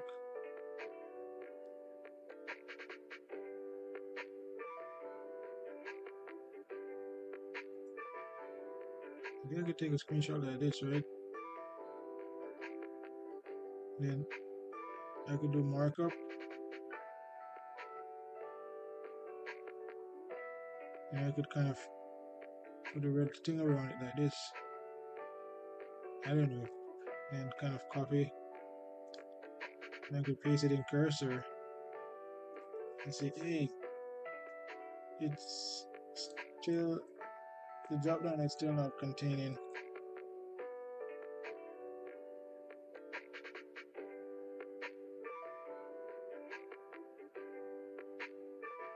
the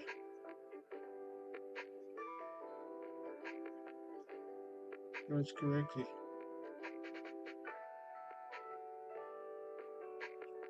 I'm gonna tell the exact word that was messed up. Dinner. It's 2 dinners.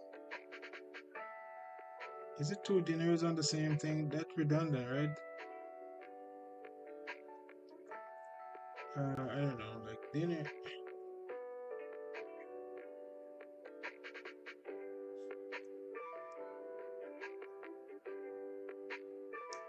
So I'm gonna just tell it that.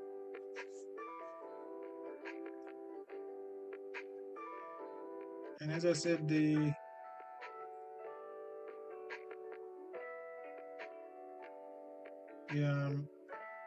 store thing wasn't a problem. Now it's even worse a problem because now it has this clear test store thing, which it doesn't even ever renders the store into the UI. So these are really just.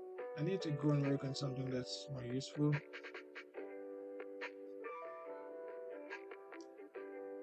Let's see if Cursor is able to fix that thing. Sometimes it's hard to pinpoint those small changes.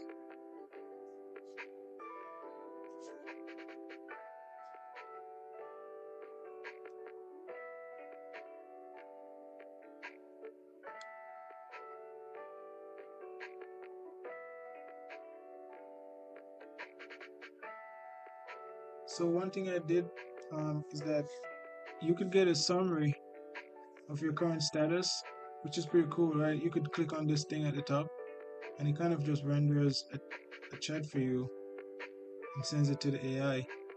And then it gives you a summary of your current state of affairs in regards to your groceries, which is really useful if you're you're busy. It gives you this kind of alert. I think having audio would be great for this app because it's great because you might be on the go and you want to know what's going on, so you can kind of just play the audio similar to how you might do for ChatGPT. But it's really more useful because you're getting really useful information about your groceries.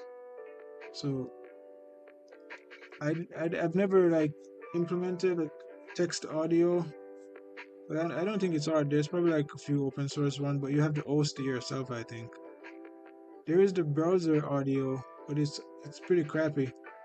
Like browser audio is really crappy, and I don't want to use that. But I could use the browser audio, but it's crappy, and it's probably not the best thing to use.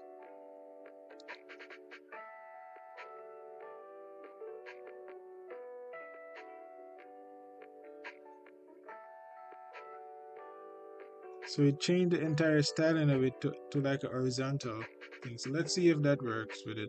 Which I don't really care about it. It's just really these small stuff. I think making small tweaks like this is good for it's good for you as a developer. That's what they call polish. They call it polish in some circles. It's actually shows that you're able to go deep into your app and fix stuff. You're not just like, okay, you created the basics or you just got the big thing and it might be working, but you want it to be polished, right? So that means you have to get all of those small things fixed. So I think fixing small things is good,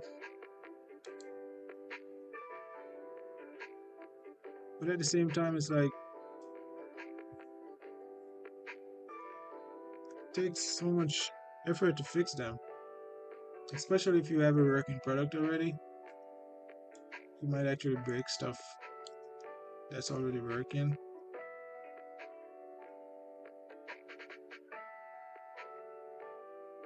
So right now, I just pushed those changes to GitHub. Um, it's gonna be up in a few minutes, and then you could see if it fixed the drop down thing.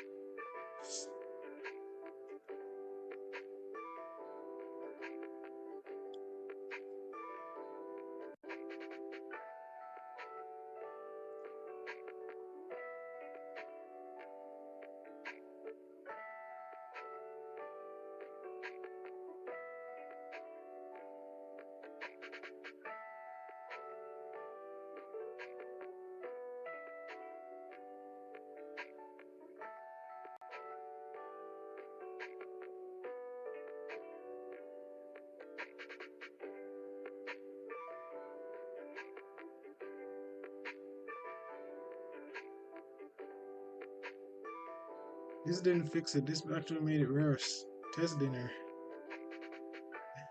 What? Which person in their right mind would want to have something like this? Doesn't make any sense, but so stupid.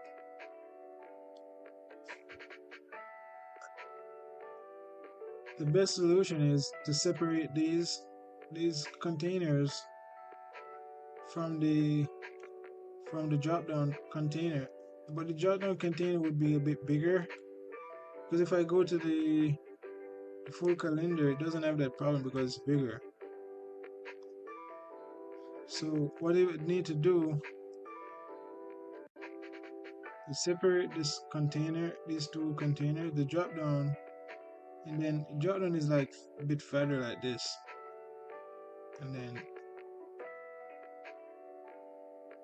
it wouldn't have that problem. But I don't have time to waste with it, I'm just gonna leave it like this for now because it doesn't make any sense. It's not something to waste your time to fix. I'm really more concerned about this that has a clear store thing.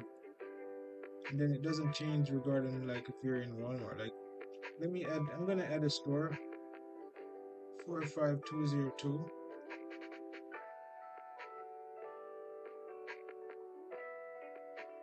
for I think it's, I'm not even sure it works. Is this Kroger or Walmart? It doesn't let you know which one is. I'm not sure how toggles work. If you click on this, okay, I'm gonna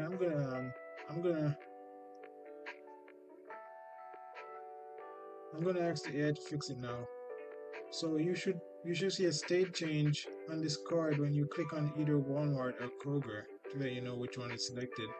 And also the preferred, if you're already connected, should also change. So you shouldn't see both of them. Like you would have to click on either of them to know which one.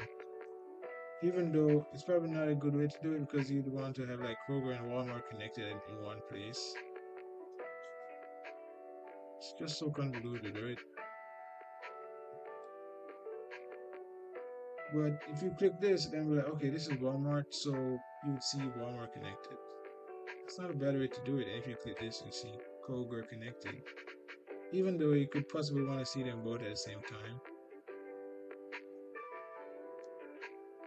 And then you have clear test store thing. What is that clear test store thing for? I don't even know what's just happened. So weird.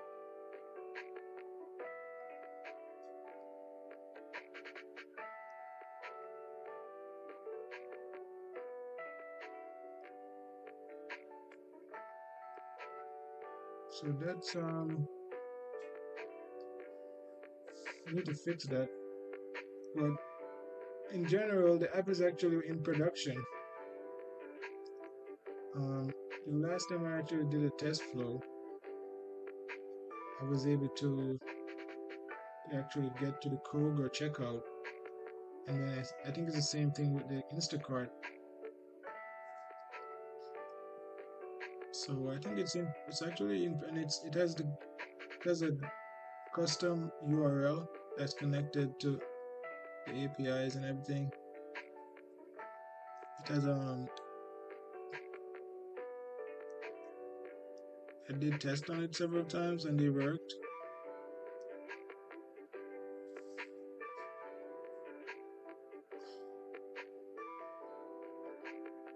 My recipes, my shopping, my list. It was this shopping list that I had. So I'm gonna ask can you push this comprehensive shopping list to the Kroger? Let's ask the chat to do that. See what it does. Can you check out on Kroger? Let's see how the chat handles this. Which obviously I'm not paying anything. It's gonna still want me to pay it inside of Kroger.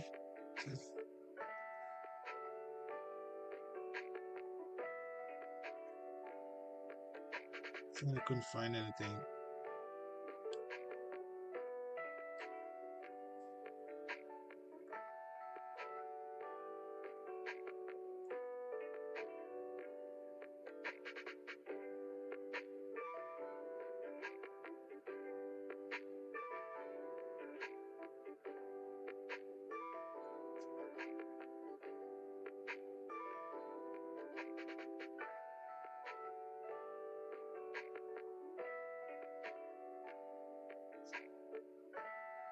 Okay, so it was able to find it first. It said it didn't. I'm not sure why. It said it looked like I couldn't find any items in your cart to check out.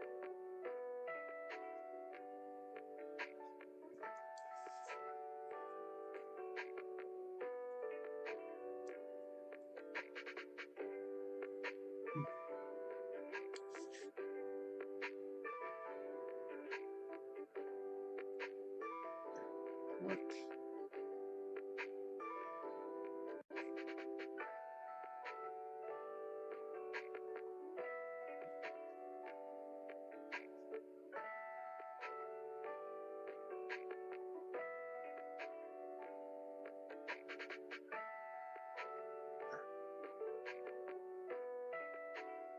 it's saying that it couldn't do it because I need to set up a store. So I need to set a store. Find a store. 45202. So that's how it works. You have the 45202, and then search. And then if I switch, this is what I was saying. If I switch between Walmart and Kroger, it should change between the states because it's two different companies, right? So you should.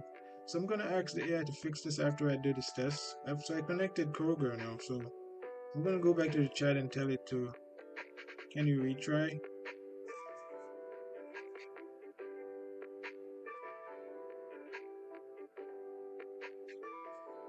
See what it says.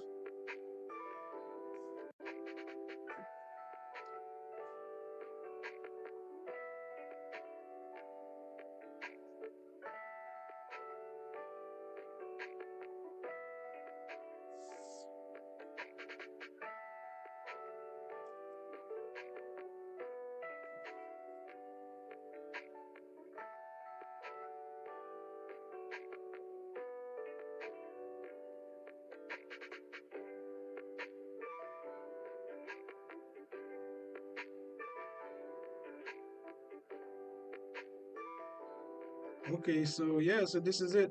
So basically, I could sit at my house and make an order, but obviously I don't live at this place. I was just doing a demo. So now this is for $30, and then it has all of the things that I ordered in the cart. The AI did it for me, but this is not necessarily going to be the final or for final price. So it says I have successfully added 10 items to your comprehensive shopping list to your cart at Kroger. Here is a quick overview of what is in your cart. So after that, I would just have to click on this, and it's gonna kind of spin everything up inside of Kroger, and then all I would have to do is click complete on Kroger.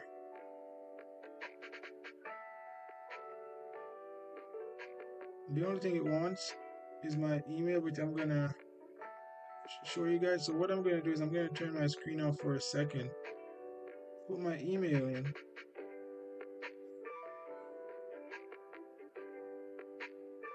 click sign in, and then I'm gonna return my screen back on, show you guys what happened. So it says unavailable items is just this one bread, but everything else is good. So if I go to my cart, which is I think I'm already in my cart on Kroger. So it's set to pick up. I could show all items, show all the items it has.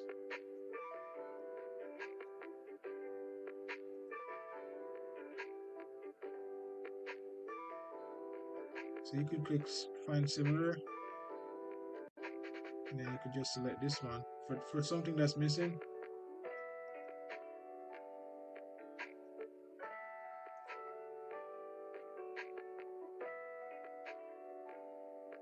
And then um, this is basically it, guys. This is how it works. So you could use the app to make an order, and then you don't have to search for an item yourself, and then you get all of the benefits of having like an assistant.